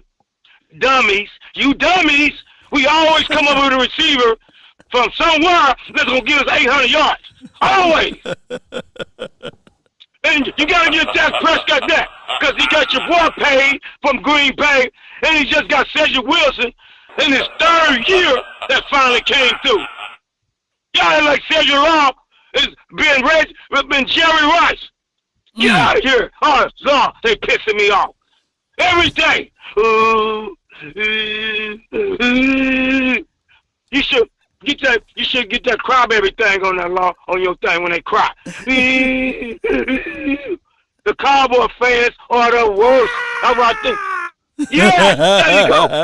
Stephen A. Smith said it. Now I was like, I was with my friends. I was like, man, I gotta get Stephen A. Smith. They lying. We got the worst fair weather fans I ever heard in my life. They only with the Cowboys when they win, and then they act like they know how to draft. Thank God you ain't drafted for us. Look what Philly go through. Everybody is taking a playbook out of the Cowboys. They're like, man, let's watch how the Cowboys draft. Oh, we're going to do the same thing they do. Look what Philly did. Went to go get the defensive tackle. Got linebacker. Now they was trying to get the giant corner, but I think the Raiders going to get him because the coach from the Raiders know him. You know, the defensive, the back that just got the corner. Yeah, James they just Bradbury. Yeah. The Oakland about to get him. Who CD Law roasted him. You saw that? He torched him. CD Law then bent around that edge and got off on him. God. Baby. And y'all talking about, Law, and that's a good corner. And I was shocked. I was like, man, CD Lamb is here. That's a good corner. That corner never gets torched like that. And, hey, I'm going to tell y'all something. And that corner shut down our best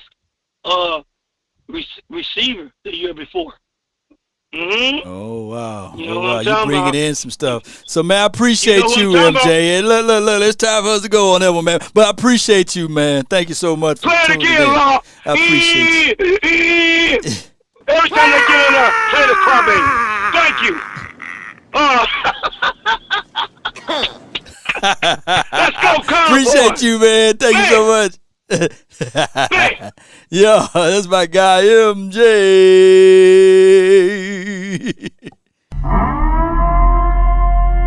That boy's, Oh, my gosh, man. You merely adopted the dark. I was born in it. 970, man. You live, man. How about them Cowboys? Oh, day, man. It's a day party over here, man. We're getting ready for the schedule. Wow. Talk to me, man. Hey, before we talk football, I just wish we could get some rain over here. I live over here in the Four Corners. Oh, okay. Yeah, over here close by Mesa Verde, Durango. You ever been over to Durango, Colorado? Nah, never been to those sides of the park. No, I haven't been there. Oh, okay. That's where I'm from. But getting back to it, you remember the years when the Ravens were so good and they won the Super Bowl?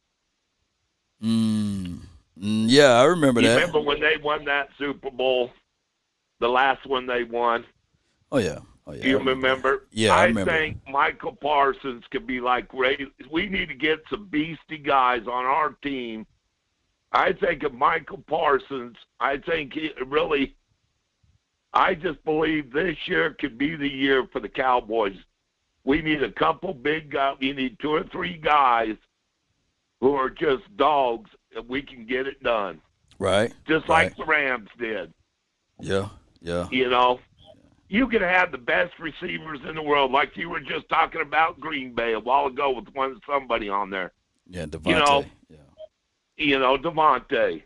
You know, they should. By right, on paper, they should have maybe gone to Super Bowl, but they just didn't have the heart. You know, and the Rams did. You know, they had a few players on their team that actually, they strive to be that. You got to be, that man.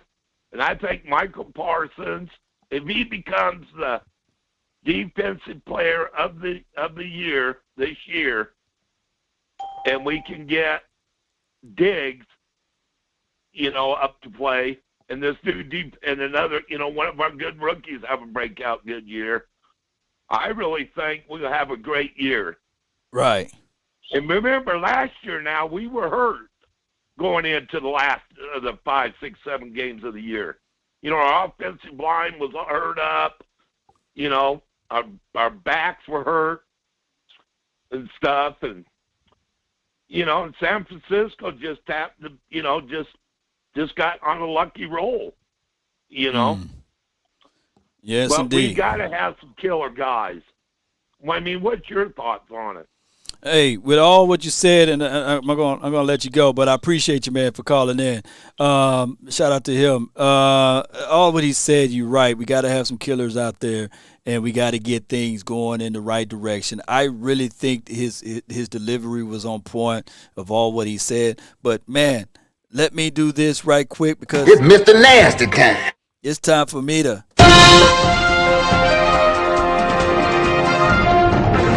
We got some breaking news. The Cowboys leaked schedule is out far as who we gonna play on Monday Night Football, the first game of the Monday night time for your mind for the Dallas Cowboys. Let me go to my girl Jory. She's always with it. Appreciate her, always with the good information that rocks the nation. She got the Cowboys visit the Giants week 3 Monday Night Football. Yeah, baby.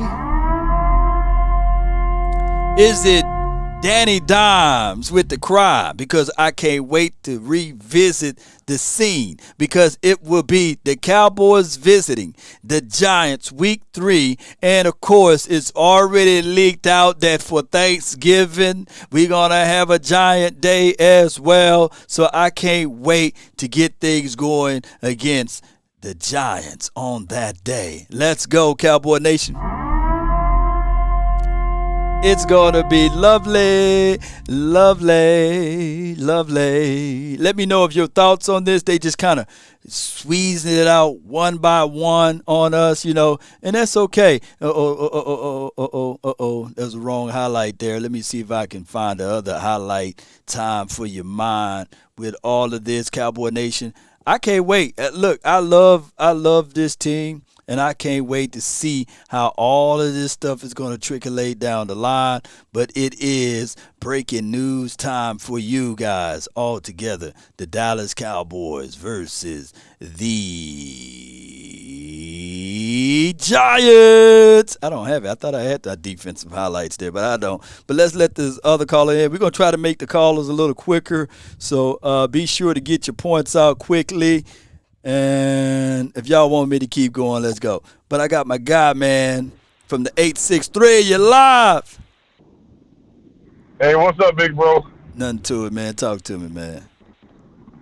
Law, listening to these callers, man, I had to pull over the side of the road and change my tire. Because I don't know what homeboy was talking about 3 callers ago. I think he was talking about the Cowboys on Tecmo Bowl on Nintendo or something. Because I'm like, that's not accurate. Anything what you were saying. Now, let me say this, man. We got to remember last year, Dak Prescott had to focus on rehabbing his ankle to get back on the field, less than working on mechanics to throw and to work and all. And Dak balled out until the calf sprain. Let's remember that.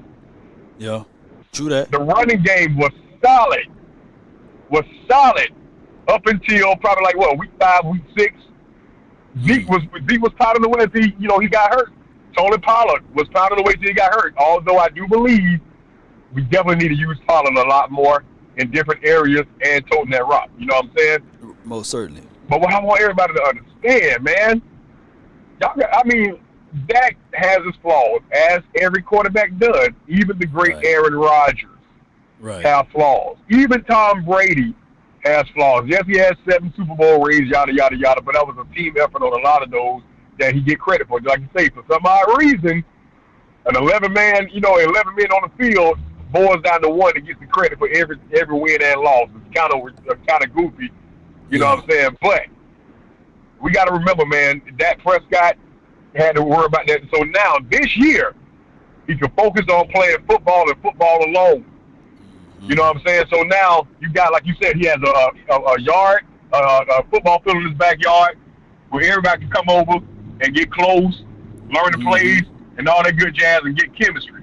And eat oodles and noodles. If you got to put the oodles and noodles. Watch Scooby-Doo movies. You know what I'm saying? Watch All-American series at night when they're chilling or whatever. You know what I'm saying? Yeah. Here's the thing, though. Got to understand, bro. Kellen Moore has to open that playbook. I saw spurts during the season when the playbook was wide open. Right. And they did phenomenal. Then when you get to other teams that we need to ball out on, Denver Broncos, Kansas City Chiefs, San Francisco in the playoffs, it's like you only read the Old Testament, Genesis, Exodus, and Leviticus, and that's it. Right. Just close the rest of the Bible. Like, dude, open that Bible up, man. Right. Come on now. Open that thing up, man. You got Kings, man. You got to read up on Kings and stuff, man. You know, the Romany. You know what I'm saying? You got to open that playbook, man. You know what I'm saying? That's look, I mean, and it's not like we don't have the capability of doing it. Right. I don't understand why you open it up on one team and close on the other, and it's not like the defense is that, you know what I'm saying, like changing everything every time we play a different team. You know what I'm saying? I mean, it's just that we just got to do better. And let's understand this, my last point. Right. We talk about Dak throwing the ball and this, that, and other, but CeeDee Lamb had drops. That was important. Right. Cedric Wilson balled out, but in the playoffs, and I believe the game before, he had some major key drops. We got to stop dropping the ball. So when the ball touch your hand, I was taught as a kid, if the ball touch your hand, baby, it's a catchable ball. Yup. Only period. No you know doubt, what I'm saying? man. So if we work on those small things, we can actually, do something. But I'm still hurt about Amari Cooper. I'm still unsure if I'm gonna watch every game because Amari Cooper's not here no more. But I found out that we do have a game in Jacksonville. I think we play Jacksonville in Jacksonville. Right. And I'm 3 hours away from Jacksonville, so I think I'm gonna miss church that Sunday to go see that game. I think the Lord understands, Mo. Yeah, he understands, man. Watch it on Wi-Fi, man. You got one of them churches with Wi-Fi connection, man. Watch it on Wi-Fi. We definitely got Wi-Fi, but see, my pastor is my father. He's a real prophet, so I don't want to get called out in front of everybody. You know what I'm saying? Being prophesied to the Cowboys gonna lose the season, so you should be watching the church. I don't like that. No doubt, man. Tell everybody where they can find and follow you, man. You follow me to the gas station. I use some gas. You want to send some cash up to me? Okay, look, because I'm about to head to North Carolina first thing in the morning. I got 2 shows up there, man, and about to ball out. So, man, look, y'all can follow me on Facebook, Christian Comedian Scott Simpkins, Instagram, Comedian Scott Simpkins, or just go to YouTube. I have Marquez Valdez-Scantling on there next week, man. So, I'm going to talk it up and see why he didn't sound with Cowboys. And it's not under Christian Single Mingles. No, look, let me tell you why I got Christian. The Lord told me to put it there, because every time somebody look for a clean comedian, I'm the first name to pop up for some reason. Okay. So that's why. Now, I do underground clubs and all that stuff. It's just the first name to pop up. So it's a reason for us there, No doubt, man. Great. Appreciate you so much, man. Christian Singles Ministry. Scott, what's good, man? Appreciate you, man. Yeah, dog. All right. That's a good call from him, man. He's a comedian, man, for real. Dude is hella funny, man. Check him out on all of those platforms. All right, Landlord Bama, dog, you live. What's happening with the Loud Nation? Nothing to it, man. Talk to me, man. Talk to me. Man, it get a little frustrating. It's a love and hate relationship with the Cowboy fans, man. Because, it's 2 extremes. it's either gonna be we winning the Super Bowl or we going 0-17. There's no in between. It's like the sky falling or we in fantasy land.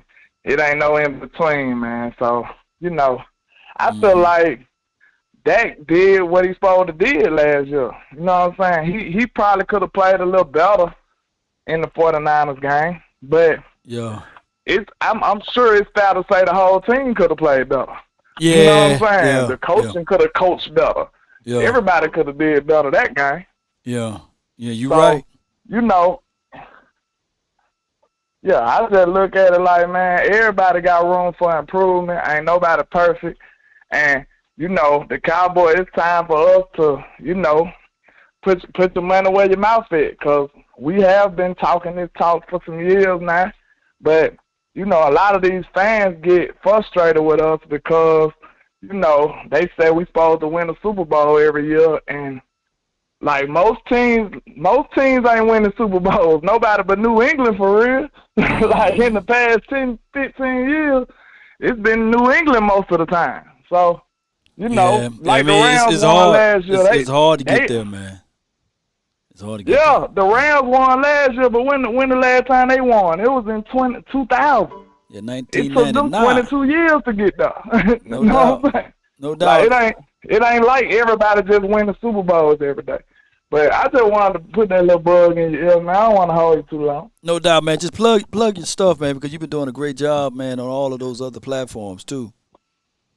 Okay, I appreciate you, man. Just holler at me, man. Landlord from Alabama on TikTok, YouTube, Facebook, Instagram. I'm everywhere, man. Just get it. Appreciate you, Yeah, Law. man. Appreciate y'all, man. And appreciate Landlord. My guy Lamar, I got shanked with the butter knife. Shout out to you for the $10 donation for the Oxnard Fund. Appreciate you. Now I'll be able to open up. He said, Law, please let fan know that we have a mechanical quarterback. The main reason Dak is because of John Beck in the offseason, but he was hired and released by the Jets during the Dak calf strain in the end of the season. All right, for those who don't know who John Beck is, he is the quarterback coach or quarterback guru that helped out Dak Prescott. That's where you get the little snap thing from. And he was picked up by the Jets last season to work out with their quarterback in their program. They was trying to bite off our style, and Dak was missing out on his homie.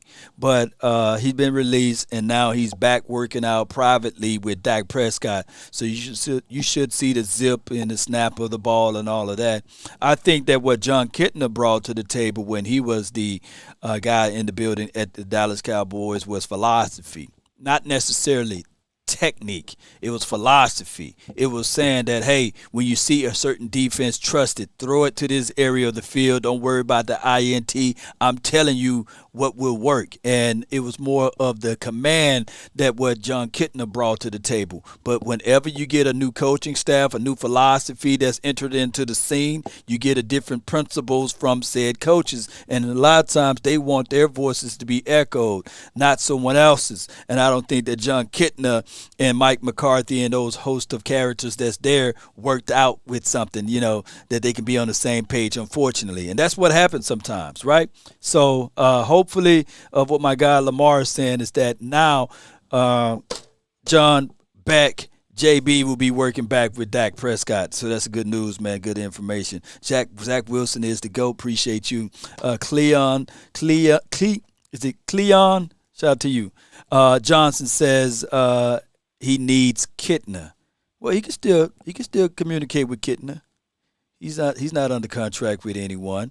I'm going through this. Let me know from the 304. What do you think? You're live.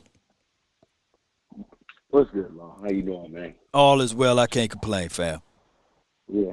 So I'm just listening to all these Cowboys fans, right? And it's sickening because we are very fickle as fans. Granted, you know, Dak has his shortcomings, like you said, like as every other quarterback. But at the same time, it is a team sport. Right. It is a team sport. If your line ain't blocking and you got your center and your guard is in your lap every time, it's going to happen. It's going to be trash. If your defense is getting pushed back, your defensive line is getting pushed back every time the team runs the ball. Right. It's going to be a long game. And that's exactly what happened. You know, you've been saying it for quite some time on a lot of other your posts, is that we really got our asses whooped. We did. We got our teeth kicked in. Front offensive line, defensive line got our teeth kicked in that playoff game. And all in the first drive, when they ran it down the first drive, I said, "Oh shit, we about to lose this game. It's a wrap," because they can't control the line. Right. So us taking that tackle, making him a guard, he's a mauler. Yes, he has technique issues, but if we believe in our coaches, we should be fine. Joe Philbin is he has good things and bad things, as all coaches do. Some coaches, you know, some players pick up on what coaches are putting down, and some don't. And that's just the gist of it, of every coach in the league. You can't judge him off of overall accomplishments. You can't judge them off of one player here, one player there. If the overall unit is working together, then that's great. That's anywhere, you know, even in corporate America. Right. You know, you'll have one bad apple, but overall, if your team is actually performing at a high standard, but you got one bad apple, you're okay with that. I'll take that. I'll take 7 out of 10 compared to, you know, anything else. I'll take 7 out of 10 that 7 is working and 3 that are bad apples we got to replace. So you have to be able to keep that in perspective. But Dak Prescott, I just think that he's judged unfair. If you look at him and Russell Wilson, outside of Super Bowl, him and Russell Wilson are the same player. Yeah. They've pretty much done the same thing. Stats are pretty similar.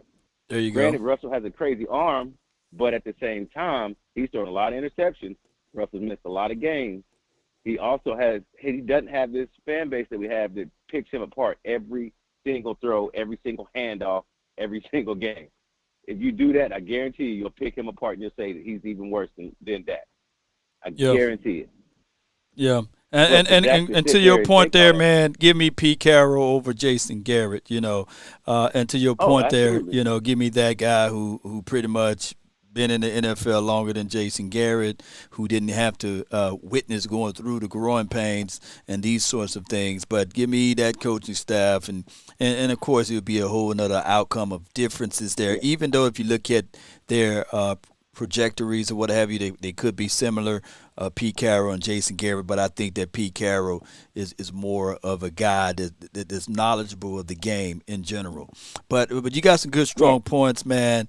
But people are always going to look at that Super Bowl ring and they're going to hold it as high value, and it's going to be hard to say that those two guys are the same. And one more thing, if you look at just going off of Pete Carroll, if you look at that, he was with the Patriots first. Right. I know this football game. I've been watching it forever. So he was with the Patriots first, and he flamed out. He did. He flamed out with the Patriots, went to USC, and balled out. Mm-hmm. But he knew what talent. He learned how to coach. He learned how to motivate players. He knew what talent is. He knows what talent is. Right. You know, you go to NFL, you don't have your hands on it as much until you go to college, and now you have to walk into the kids' parents' home, and you have to sell them, and you have to learn them, and you got to pick them out. So when you go into that perspective and you get to see both sides of it, then you come back to the NFL, you know how to motivate your players. You know how to connect with your players. You know how to get rid of the players when it's necessary, or, you know, keep them and learn how to groom them. So you know, with Jason Garrett, just piggybacking off of that, he didn't do that. Granted, he started in Miami, but he was never a head coach. Right. He didn't even go to college route. He was just given the offensive coordinator position, just like your boy Kellen Moore, who's the next head coach. They gave him this, so he has to learn it himself. He's going to go. We got another 5 years. If he stays, we got another 5 years of his growing pain. No doubt, and we got it. We got to unfortunately go with that, man. But I appreciate you for calling in, fam. Rube. Good call from him, man. All right, so we rolling through it, man. The conference has been locked. So we can clear out all of these names. I'm going to make sure I get to all of y'all names that's here, been waiting patiently. All right, 860, you live. It's VIP, baby. Yeah. VIP. Y'all was good. I am listening to all callers. This is what I'm going to need everybody to do, Law. I'm going to need them to pause in my New York swag. Just pause and get out of your emotional state. We have the most entitled fans in the world. They wake up and they say, hey, look, if we don't win the Super Bowl, I'm entitled to win the Super Bowl. That's what they think, Law. Yeah. They wake up thinking they're entitled. Yeah. Not realizing that you got to put in work for this, Law. You know, you got to put in work for this. Yeah, they do, but you know how it is, man. Now, they have a right to be angry, frustrated, upset, moving furniture around. I would never try to paint them into a corner not to do such and say that they're not real fans because they have the feeling that they are not getting the results that they're looking for because it's been over 20 years. So what I can say to that point is that it's hard to win a Super Bowl, man. It is absolutely hard, and you got to have a lot of things put into place in order to win that. And what a big point that I think everybody is missing, Law, is when you have 6 DBs. I'm gonna need you to do the math with me. You got 6 DBs. Mm-hmm. We were getting pressured by 4.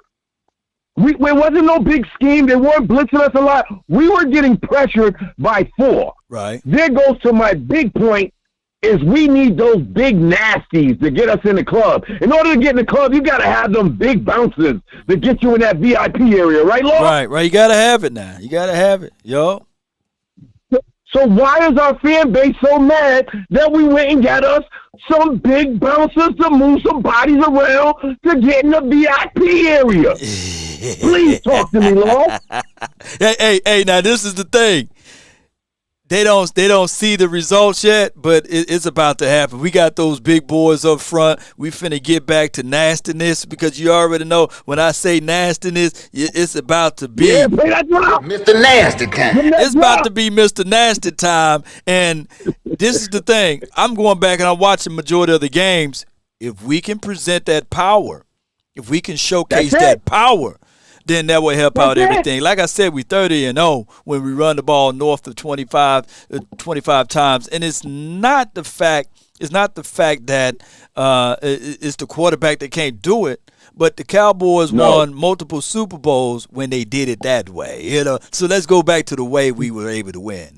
You know, I think people they got confused with Troy. If you look what Troy did. Troy gave that ball to Emmett, play action pass, Michael slants, but we got to get back to just the philosophy of winning. I think this guy, our OC, is like Jerry's little stepchild, and Jerry gave him the Bentley after his freshman year in high school. He didn't even get to his sophomore year, bro. He didn't even bust his cherry down. Man, he's still fresh off the porch. Law, come on, Law. Yeah. Man, all I can say is, man, in order to get into that VIP area, Law, we got to get them big nasties in there. Yeah. And I've been watching tapes on that kid, Matt. I like his new nickname is Matt Folds You Up Like a Wallet. I like that guy. Yeah. I'm telling you, we'll be all right, Law. Just get back to the philosophy of running. We need 30 runs a game.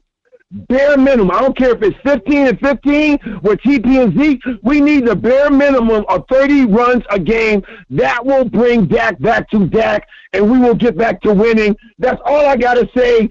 Law, I love you, and how about them Cowboys? Yeah. Yeah. Shout out to you, man. VIP. That's my guy. He been patiently waiting, man, in the chat. And he's spitting nothing but the truth, man. I hope you guys had your umbrella out, man. And this is the thing. I've literally seen 3 Super Bowls with the philosophy of what he's talking about doing. 3 Super Bowls. And it's more. I'm just going to point these 3 out right quick. The Seattle Seahawks and 2 of the Super Bowls from the Steelers. Oh, that Big Ben Roethlisberger won. It wasn't. Look, people go back to hey, Big Ben Roethlisberger. He had to be throwing the ball all the way around here and there. Let me see if I can just do this research right quick. Let me see if I can go and do this research while we got time. We got nothing but time, right? We got nothing but time. Let me go. Let's go. Okay, let me see. This thing go all the way back. Okay. What year did Ben Roethlisberger won the Super Bowl? What year was it? What year was it? Could y'all help me out? What year was his first Super Bowl? Because I don't have it right on top of my head. Y'all, I'm going to see somebody put it in the comment box. Or what year the Legion of Boom, it had to be 2013, right? It had to be 2013. Let's go there. Hall of Fame weekend. No. We're going to go to Super Bowl. Let's go to stat. 43. Oh, yeah. 2 touchdowns. He was 12 for 8. Yeah. So this is going to fit right into the narrative of everything I'm talking about. Yeah, let's go. Okay. Let's go week 1. We're going to look at this thing the right and proper way. Week 1, we're going to work on Russell Wilson first, and then we'll work on Big Ben. Let me see where the Seattle Sea Chicken's at. Okay. What do you know? He threw for 320 yards. Pay attention, write that down. And the score was 12-7. That's not bad at all for good old Russ, but let's go. 320. Let's look at everything. All right, so that's week 1. Let's go to week 2. Let's see if I'm right with this. Oh, man, they put up 29 points. He was 8 for 9. We're not even going to look what Lynch is doing down there. And this is good old Russell Wilson. So he had 320, but then the next game he was 8 for 19 for 142 yards. Legendary defense, right? Oh, let's go week by week. Okay, week 3. Let's go to Seattle. 45-17. He threw for 14 for 21, 202. Let me see. Let me just look at the full box score. I got to see. Oh, yeah. 4 touchdowns by Russell Wilson. Oh, he was killing it that game, wasn't he? Come on, baby. Oh, it's fitting right into my plate with this. Okay, let's go to week 4. Oh, my gosh. That's the Cowboys. I remember that game, 30-21. That was terrible. We was winning most of that game. Look where the Seattle Seahawks game at. We trying to rush through this. 23-20. Oh, 12 for 23. 123 yards. Hey, that's not good by most people's standards. And we got enough time. Let's go to week 5. Let's go to this right here. I'm trying to look for the Seattle Sea Chickens. Where are they? Where is the Seahawks, I meant to say. Where are they? Here they go right here. I'm brushing through this as fast as possible. Oh, they had an L. He threw for 210 yards, 2 touchdowns. He was 15 for 31.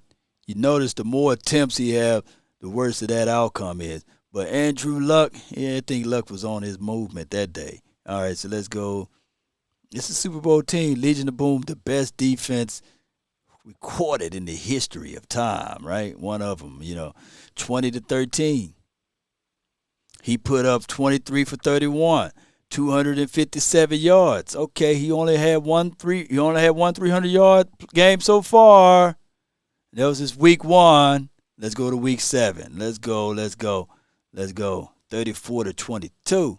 233, 18 for 29. I love it. This seems as if, though, this is the lifestyle we're looking at right here. And this is one of the better quarterbacks in the National Football League. Let's go to week 8. And where's those Seahawks? Okay. 14-9. 10 for 18, 139 yards. Okay. They 7-1. Ooh, they rolling, baby. Oh, they rolling. They rolling all the way to it. It's week 10. They're not asking this guy to throw for 400 yards. No, not every week. All right. Buccaneers, 27-217 yards. Y'all get the point. I'm tired of breaking up all of these points right here. Run the ball. Yet we're calling Russell Wilson an MVP player. Yes! And then go back and look at the 2 Super Bowls. That's another quick homework assignment. The 2 Super Bowls that Big Ben Roethlisberger won. he wasn't even elite when he won those 2 Super Bowls because they ran the ball. 757, you live.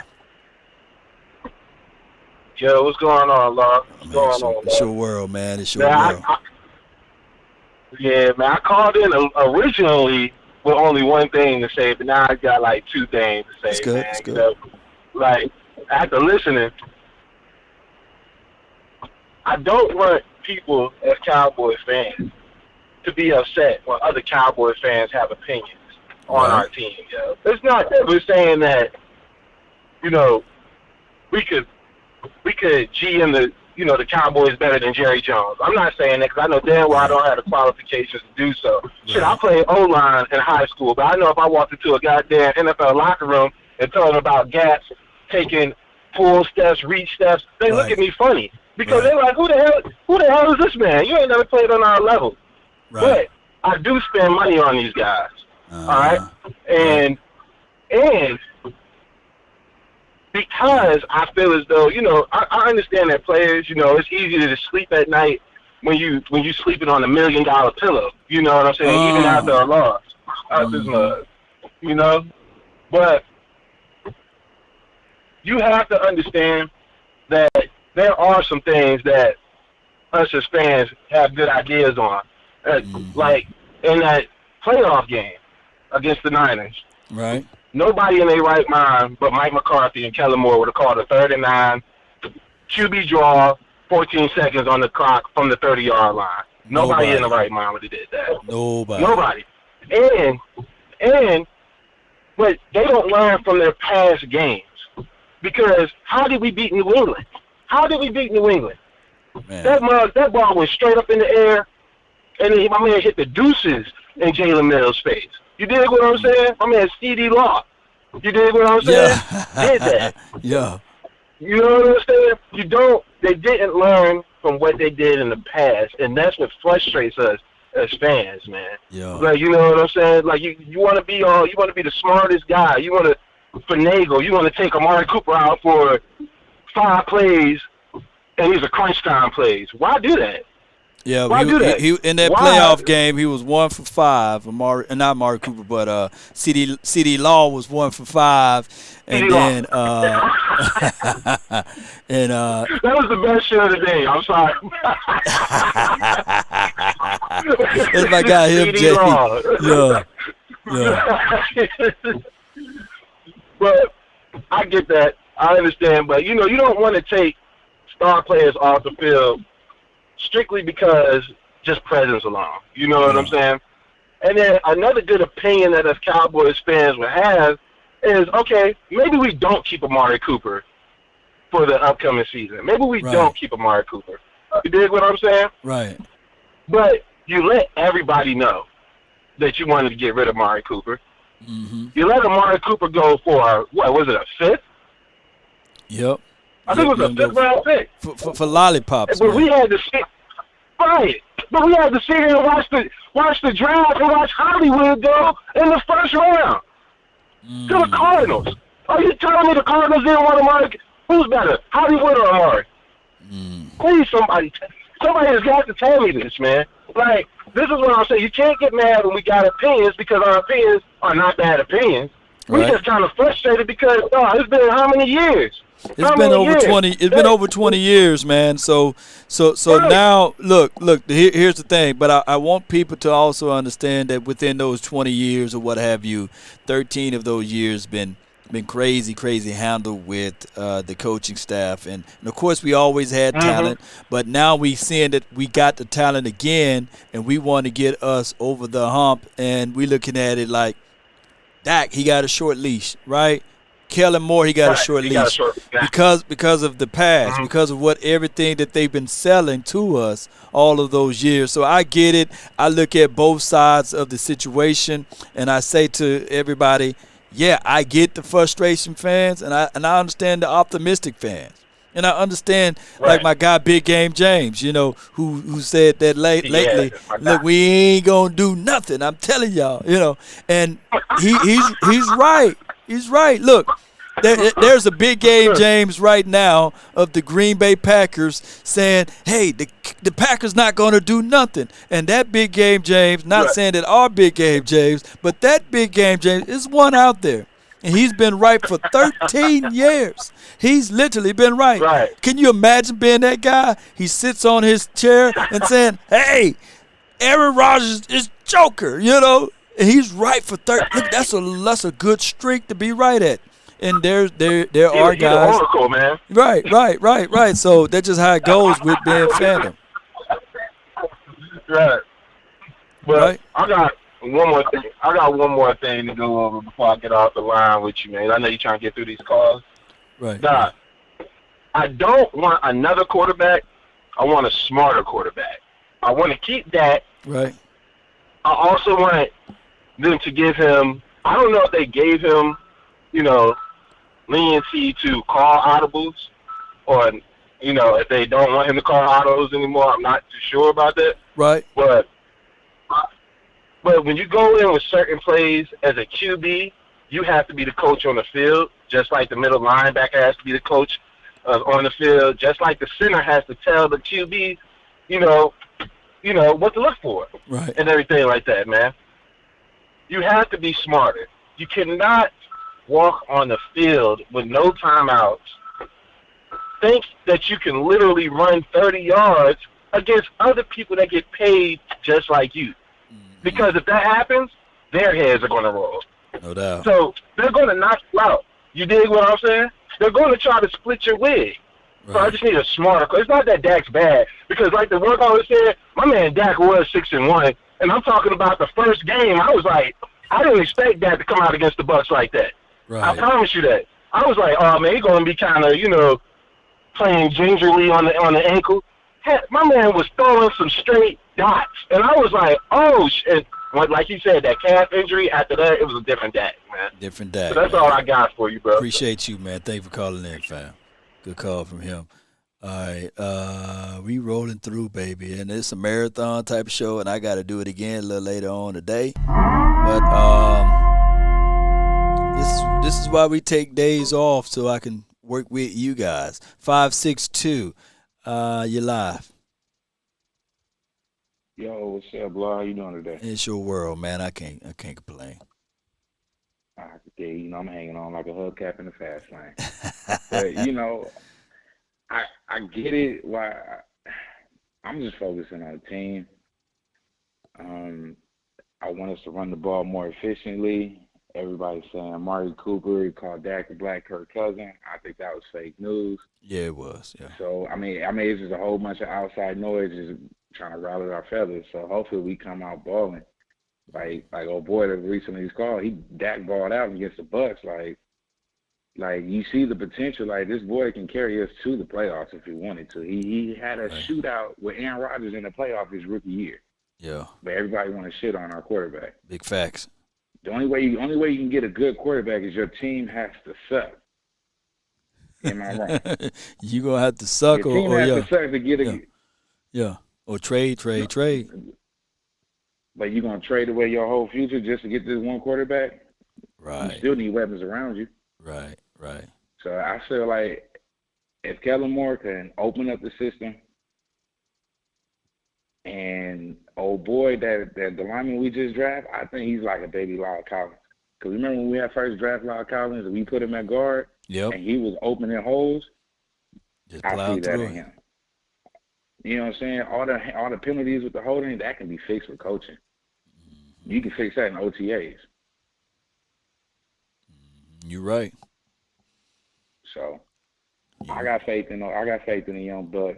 He's gonna, like they say, he's a mauler. So when we run that ball, he's gonna open up that hole. And lo and behold, Zeke is not washed up anymore. His yardage picked up. Why? Because he got a better offensive lineman. Yep, that was my point about 3 hours ago when I was talking about it. And you're right. Yeah. With the better offensive line, because his numbers are comparable just to Edgerrin James, and if you look at Ezekiel Elliott pathway, he didn't have the ups and ebbs and flows like Adrian James did with their offensive line. It was pretty much staple piece of that particular offense there. But our offensive line been down and up, down and up, down and up. But, I just think that the Cowboys will be a better team. And I get it. Like, I can easily say, get rid of Ezekiel Elliott. Let's kick him up off the team, blah, blah, blah. But no, he's still under contract. Tony Pollard's going to a contract year. Let's utilize both of those guys properly, right? Mm-hmm. That's when we was winning. That's when we was 6-1. This year they're going to use Pollard a little bit more. Yep. And really have that 1-2 punch. No doubt, man. So I think the running game is going to be back on par. Because when their rookie year, who they had? They had Frederick at center, right? Smith. Like they had a beast offensive line. So Zeke is hitting holes. He's hitting the 60. You can count his 60 yards last time we played against the Bengals. Mm-hmm. Home run, hit his head on the goalpost when he that rookie year. No doubt. That offensive line was moving people, getting people out the way, moving people out the way. So now when Frederick retired, now we shuffling through centers. Connor Williams, he was never that good. He didn't allow the sack in college, but this is different. You playing with big boys right now. No doubt, man. No doubt, man. But I appreciate you so much for calling in, man. Thank you so much. Hey, I appreciate you having me on, man. You the truth, man. Appreciate you, man. I'll take that to the bank. He said, Law, you the truth. Want the truth? You can't handle the truth. I love it, man. All right. 512. You live. Yeah! You know what time it is, Law. Impossible, man. This is impossible. You the last caller? No way. I'm going to open the phone lines back up. The conference has been unlocked. But go ahead, man. Go ahead. What you got for the show, man? Go ahead. Man, I of course, I started hearing, some of these lies around the NFC East. I got to come out here and check some of this stuff. So, okay. Look, I'm not even up here to try to poo-poo on Dak and none of that. I feel like he's going to poo-poo on himself this year. But I really want to ask this question about C.D. Lamb. It was convincing everybody that this man is a number one wide receiver. I'm not getting that. I'm hearing, the chatter. He's the best wide receiver in the NFC East. I'm not buying that, but I'd like to know really just kind of how you got to. Maybe you feel, I don't know if you feel like he's a number one receiver, but I'm about to dispel that in a second if you give me that opportunity, Law. Because right now I'm not seeing it. And to say it like this, I like C.D. Lamb. Right. Again, he's an overhyped number two is what I'm going to say. I think he's a number two wide receiver that benefited off of the fruits of Amari Cooper. So I'm not getting it, Law. Again, I'm looking at the games played. This man, who goes 8 games straight? 8 games straight as supposedly a number one wide receiver with 0 touchdowns. Matter of fact, when was the last time C.D. Lamb scored a touchdown? All right, so your argument is C.D. Lamb a number one wide receiver? Is that correct? That's exactly where I'm coming, because right now I don't see y'all really having that number one wide receiver in Dallas.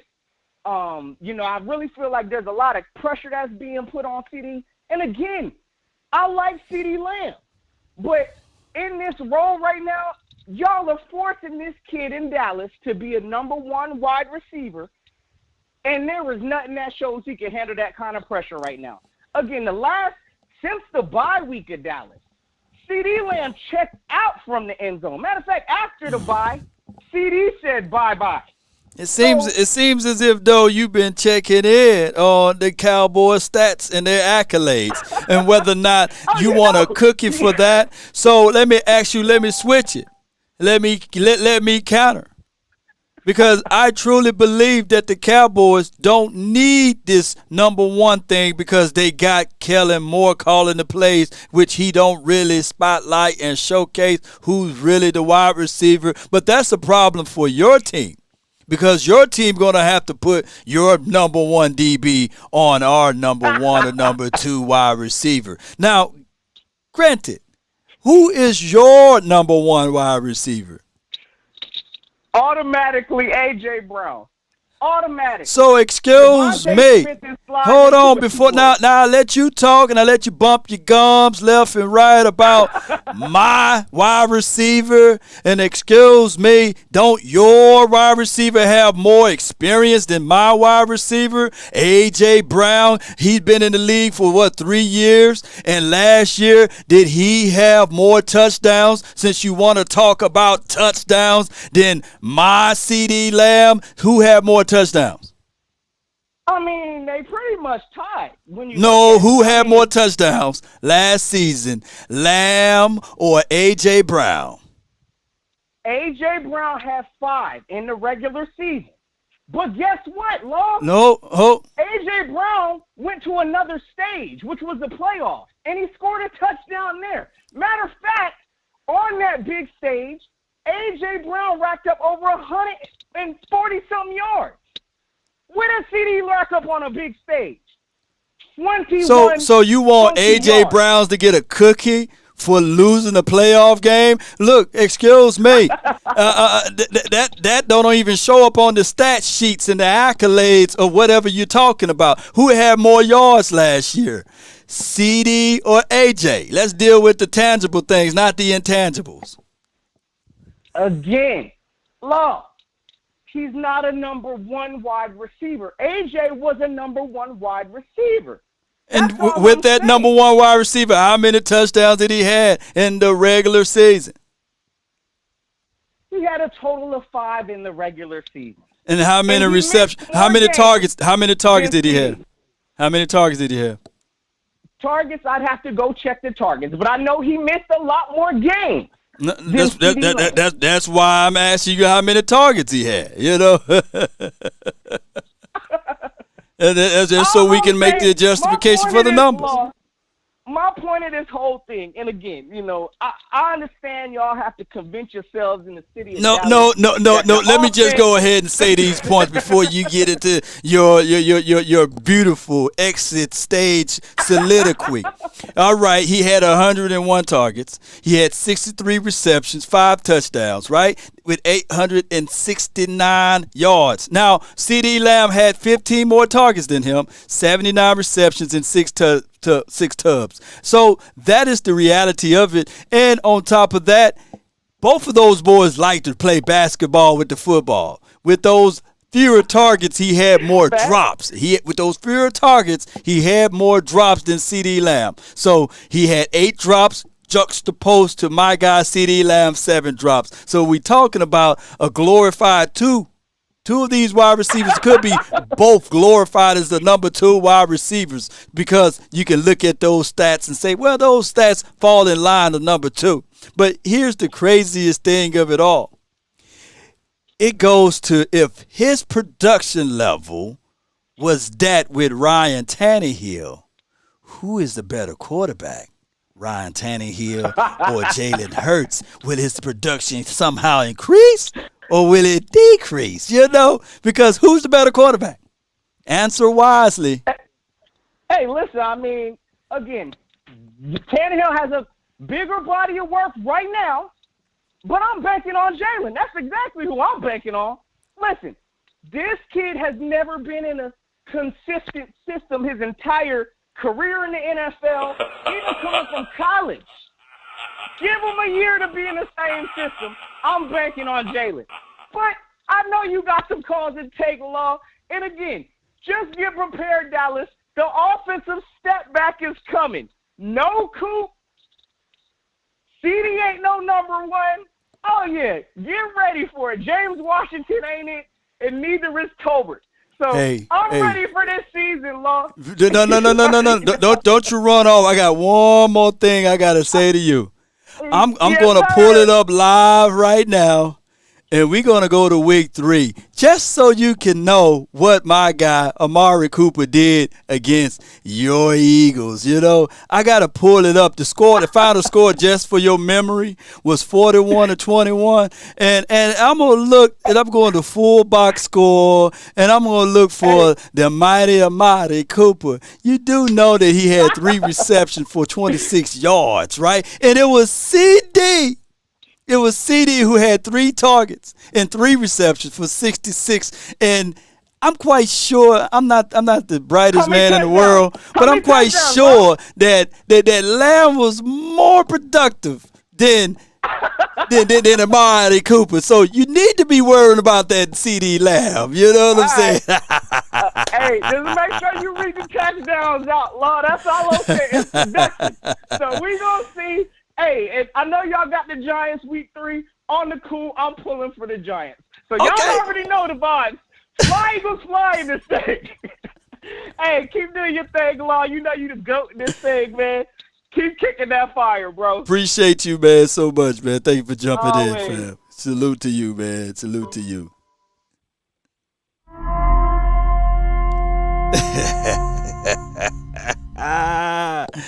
Oh, my goodness, man. But with that being said, I got to have someone else that can pick up the phone, man. I can't leave the show with an Eagles guy, man.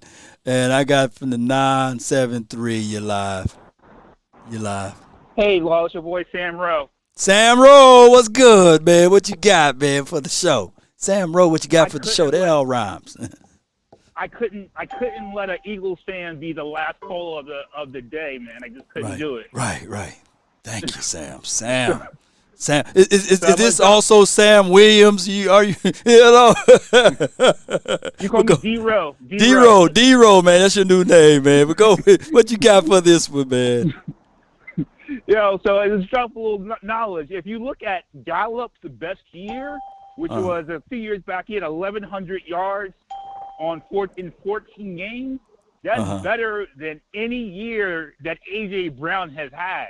Plus, if you look back on this past year on Thanksgiving, I think, when it was Lamb was out with the concussion and Coop was out with COVID, Lamb really was part of the reason we came back in that game. Gallup was part of the reason we came back in that game. Yeah. Like, he really turned up. I think, I would feel better if he wasn't injured for the beginning of the year. Right. But, I think once he gets back, Lamb and Gallup plus whatever you can get from Tolbert, I think that's going to be a really potent duo. That's that's what the first thing. I'd be interested to hear your thoughts on that. Well, first and foremost, no disrespect to A.J. Brown. I love his temperament, his mindset. Shout out to Ole Miss football program. He's a Mississippi boy out there doing his thing. And shout out to him. And I'm not finna say that he's trash. You guys would not hear that from Law Nation. I like A.J. Brown. If he would have got picked up with the Dallas Cowboys, I would be saying, look, man, now we got C.D. Lamb on one side, A.J. on the other. We'll just be waiting for Michael Gallup to come back, but hold it down, A.J. Brown. I would have been saying that, so let put that on the shelf. But what I'm not finna do is say that A.J. Brown is this elite wide receiver. If you're not gonna say Michael Gallup is elite, then you can't say that A.J. Brown is elite, right? So we're gonna have that conversation. My thing is with the Eagles, they do have Jalen Hurts throwing him the ball. And if one thing that I do know, there's this thing called law of average. Now, the more times you attempt to throw the ball, the law of average is going to step in and show up, and we call it diminishing rate of returns, because there will be more chances and opportunities for this to happen. Let me pull up this clip because all you guys already know what I'm about to play. It will be more chances and opportunity for this to happen. Hey, he round his routes and he cutting back into the inside, and all of a sudden you see this right here. The throw is picked off. It's Trayvon Diggs down the sideline. Nobody's going to catch him. Yeah, so that's what's going to happen. Trayvon Diggs will pick that ball off, or Parsons will get through the A or B gap to get to said quarterback to create more and more opportunities back for the Cowboys to have the ball back on the offensive side of the coin. Jalen Hurts, I think his best avenue would be running the ball, getting back to running. But, hey, they're going to have to make the justification of picking up A.J. Brown. So now the pressure would be just this. They're going to throw instead of run, and we're going to go ahead and run through those Eagles like we always been doing since 2020. And that's the reality of it. That's the truth. You know what? I kind of feel bad for, like, I actually, like, if he wasn't an Eagle, I actually like Jalen Hurts as a person. But, Yeah. like, I was just watching, they were saying how, like, recently with quarterbacks, they've been really, like you look at the top, like, 12 quarterbacks in their first year, quarterbacks have been really hitting their first year. You look at, for the most part, except for Josh Allen. But, Right. if you look at, Dak or even, like, in his first year playing Mahomes, like, quarterbacks have been hitting early. And, like, Hurts, like, he had an okay first year, but it wasn't anything like Philly acted like he was like Brett Favre or Aaron Rodgers his first year. So, like, I kind of feel like he's being set up for, like, they put a team around him, but, Right. like, if he doesn't meet those expectations, like, I'm not sure if it's his fault. They might be putting, like, false expectations on him to the point where it's like he can't, you ask him to do something that he's just not ready, like, he's not prepared to do at this point. And then, Philly's not a nice city by any stretch of the It's not like a soft city, so Right. I can really see them ushering him out really, really quickly. So, like, I mean, I'm not going to shed a tear or anything about it because, I'm a Right. Cowboys fan, but, like, I think the Eagles are kind of overselling what their potential for this year because, like, I mean, they got an okay offense, but it's no different than, it's not like they just kind of just got to the club and, like, there are a bunch of teams with 2 wide receivers and a good run game, you know what I mean? And those teams also have a good quarterback, and their secondary is trash. So, like, I don't know why they're so excited right now, but it's kind of funny. But I feel bad for Hurts. I wish him the best. I hope he really succeeds in the long run in a new city. But yeah, I think in the year we're going to see the NFC East. I actually think for we joke about the commodes, I think they have a better chance of being successful next year as like the number 2 team in the NFC East, more so than the Eagles. But that's just my opinion. That's it for me, bro. No doubt, man. Appreciate you for calling in, fam. Good call from him, man. Good call from Ro. D-Ro. Call him. Don't call him Sam. Call him D-Ro. And for all of those who still waiting in the lobby area, I'll only open it up so that D-Ro can be the last caller instead of an Eagles caller being the last caller, unfortunately. But I appreciate you guys that was waiting in the lobby area. And just like that, about 8 more people poured in. And one of these days, man, I'm going to do a marathon show, and we just going to keep the line going, and we're going to see who will be the first one that had to get up and pee. That will be the type of show we're going to do. We just going to keep it rolling for a long time, and we'll have long call-in shows and things like that. But I got to go. But before I go, we just got to give a short moment of silence for the Eagles. Let's give it up for them, and here's what it is.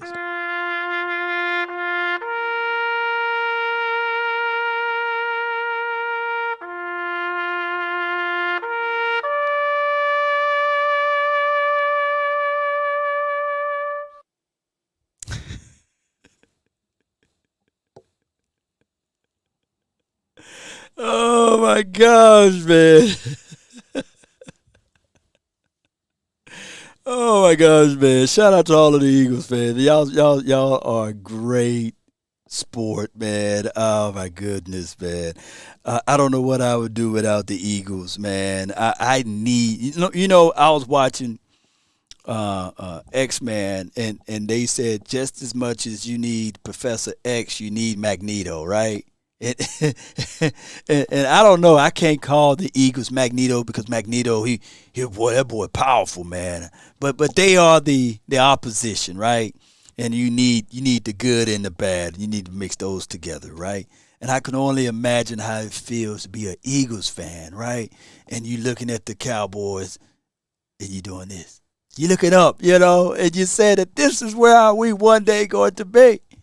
And even if you do count the 1938, world champions that you won, and 1945 and all of that before alcohol was legal to be sold by businesses. Even if you count those championships as rings, I think that number is still behind 5, right? Or beneath 5. So y'all still just doing like this.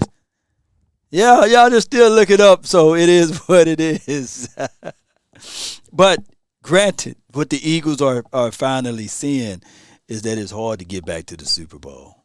is hard, right? And they won it in 2017. That was a bittersweet thing. Because right now, Tom Brady can have 8 Super Bowl rings. So you guys did a noble thing. Eagles, y'all did a noble thing of beating Tom Brady and Bill Belichick and company. You guys did a noble thing. But it's been 5 years. See how quick time go by? And before you know it, it'll be 20 years, man. Cowboys, Superman, the Seagulls are Lex Luthor. Oh, my goodness. I can live with that one. That is funny, man. Chicken wing, hot dog and bologna. Oh, my gosh, man. But it is what it is. Oh, you think darkness is your ally? The last time the Eagles beat the Cowboys is when we had Ben DiNucci starting as the quarterback. And Ben DiNucci put up a good fight for the first 2 quarters, believe it or not, and they ran off with him. Can you imagine if we had a half of a quarterback? The last time the Eagles would have beaten the Cowboys would have been in 2019. Let that sink in. That would have been, man, many a moons ago. But the last time the Eagles beat the Cowboys was when we had Ben DiNucci in the game. And I believe a third of the Cowboy Nation at that time was banging on the table saying that, man, can we put in Garrett Gilbert in that game, instead of Ben DiNucci? But they had to see what they was going to get out of Ben DiNucci, Cowboy Nation. They had to. But it is what it is. That's a good thing for the Eagles, right? Ben DiNucci would have started for the Eagles. Man, my gosh. D-Roll, not Sam Rowe, but D-Roll is spitting truth over there. All right, so Cowboy Nation and everybody that's listening, we going through this thing, right? One day at a time, one movement at a time. I really thank everybody who jumped in and tuned in, and sharing is caring, that subscribed to this channel. Let's continue to grind, to grow. We've been live for a long time, but it's time for me to go. Philly Notion, y'all lying. Nah, dog, we telling the truth. Look it up. Ben DiNucci was the quarterback the last time y'all beat us. Benjamin DiNucci. And you struggle to beat him. But there's one thing a man should always do. Mainly to himself be true. Never allow someone to change your point of view unless what they bring makes sense to you. Never judge a man by sight alone, nor by the height he has grown. And when speaking, keep it at a moderate tone, because raised voices turns hearts into stone. You see, in the beginning, the city with the Liberty Bell, before it was crack, it was brotherly love. Man, I would live with brother, ride with brother, right? The morals of life. Live, love, and respect for another. But then there are those who will try to be smart. They will take a decent man and alter his heart until they seek to rip him apart. Those man and those fans, you shouldn't call them a friend. No. Just joking on that part of the end. Because they bend lies around the truth until it meets their end. You see, I'm just a thief with words. I capitalize with my thoughts and I rammed it together with the ramifications and the souls and the power of your mind. In time, the Cowboys, yes, we on top of it, without hesitations nor deviations to the matter. The survival of the fitness is right here, baby. We the fittest, we the best. That's why we got the star on the helmet. You might as well put it on your chest, baby. You might as well see y'all one way or another. That's been my time. Oh, I really thank you all for yours. And remember, you're listening to nothing but the best. Go Cowboys. Let's go, baby. We'll be live a little later on tonight. This was like a crazy marathon show. I didn't think that I would be live this long, but hey, we in it, baby. I ran up a check, I might do it again. Might do it again. Enemies close, had me thinking they're friends. Come on. 10 toes down, I'll be free until the end. Crib All outside right. the city, I don't feel safe in my hands. Yeah. Took so many years, I'm just waiting for the wins. Come on. I'm in debt to no one but the one who took my sins. Come on. I do it for Turn me real, up a little bit there's no more. reason to pretend. If I do it once, I do it again. Yeah. Shout out to all of the supporters, man. Appreciate y'all for the Oxnard Farm. Let's go. Shout out to you. Shout out to all of the mods. Appreciate you. Let's go. Let's go. Let's run it back.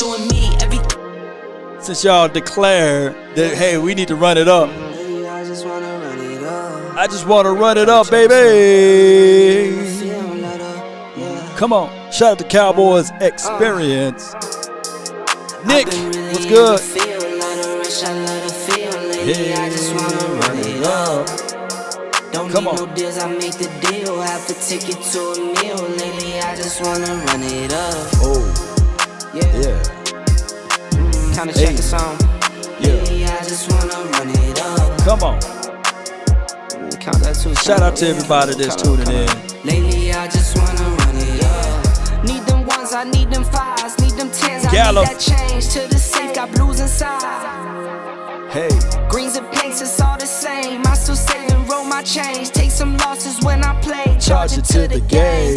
I'm with L, yeah, I'm with T Black. Who with Law? Let me see if you with Law in the chat. Come on. Still the same, not switching sides. Now it's about loyalty. You switch sides off for the bag, and that's worth more to me. Worth more than me, I baby. mix Nike with designer, I experiment. Experiment. You just write Yeah. what's on the shelf, and I'm not feeling it. Look at J Search Nova for the check. one, but baby I look like girl, Kevin it's not Hart the real as next to this. J Nova Can't check. trust a soul, I keep a hammer, call it too legit. Yeah. I've been really in the field, love the rush, I love the feel. Lately, I just wanna run it up. Run it. Don't need no deals, I make the deal. I gotta edit that one out. Cedric Wilson not here no more. Yeah. Run it up. Come on. Hey. Kinda check a song. Lately, I just wanna run it up. Where my likes at, baby? Y'all get those likes up on the way out, baby. Lately, I just wanna run it up. Come on. Yeah. Hey. I just be off the dome. I never own no chrome. Too many foes and clones. Yeah, yeah. I be at home alone. I be in zones alone. I be on road alone. Yeah. I've been really in the field. Let me see that fire emojis. Hey.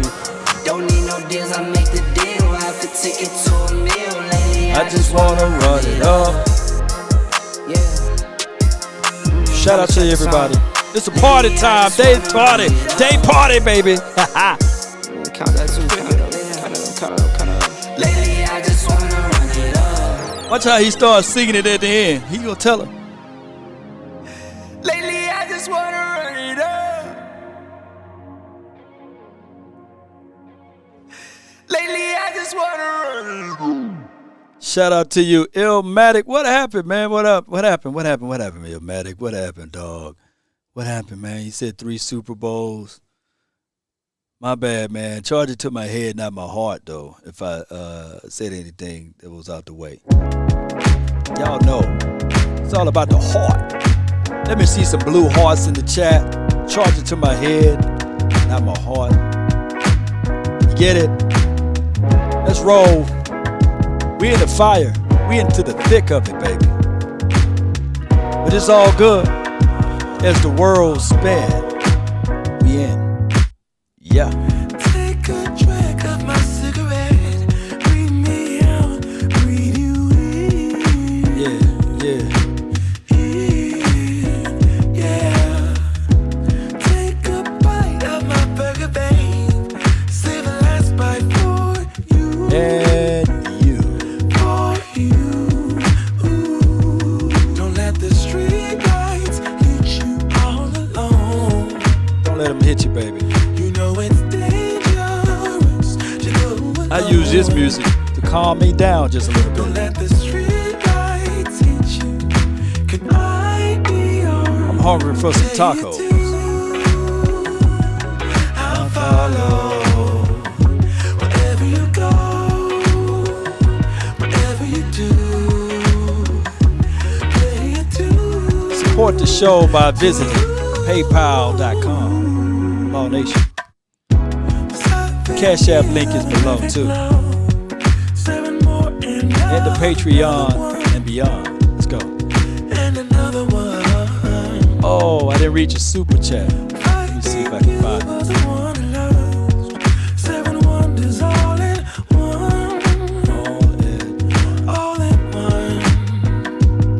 Don't let the street lights eat you all alone. You know it's Oh, my guy Illmatic says, Law, I love the chair you're sitting in. Where can I get one? I got this one from the Cowboy Pro Shop in Cedar Hill, Texas. I'm going to reach out to them. They no longer sell those chairs there at that location. But what I'm going to do is I'm going to find the distributor for this chair. May do a giveaway. Let's do that. Post a link. I'm going to find one. I hope somebody can get their chair. Appreciate you, Illmatic, though. so far. Shout out to Cedar Hill, If a paper crane can fly, Texas. then forever doesn't feel that far. So far, so far. If a paper crane can fly, fly on, fly on, fly on, fly on, fly on.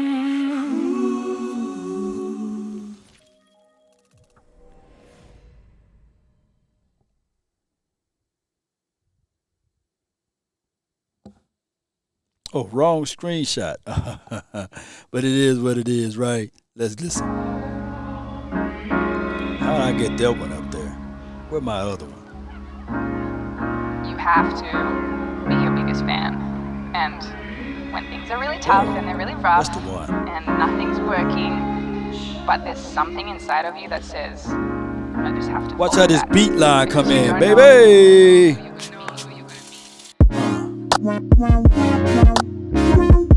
If you got headphones on, there's something unique to your ears.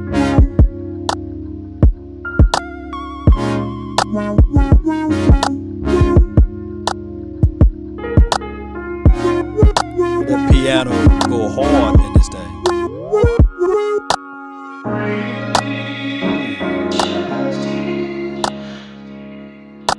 The truth! You can't handle the truth! Get your damn act together. All right. You merely adopted the dark. I was born. Because you don't know who you're going to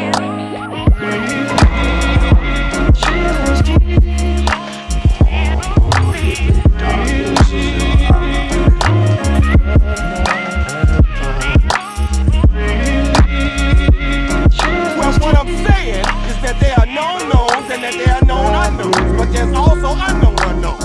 Things we don't know that we don't know. So you understand the words I'm saying to you. Yeah. It's Mr. Nasty Guy. Without. Well, we're gonna have a good visit, but settle down just a little bit. All right, Jerry. Hey, what you said?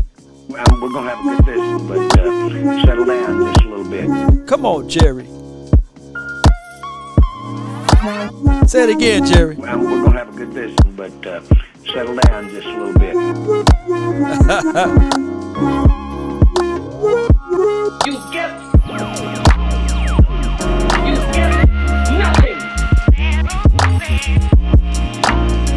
If it's your birthday this month, happy birthday to you. If you're watching all the way to this point and you're not subscribed to Cowboys Experience, Law Nation on Facebook and YouTube, come on, man. Shame. Shame. Shame.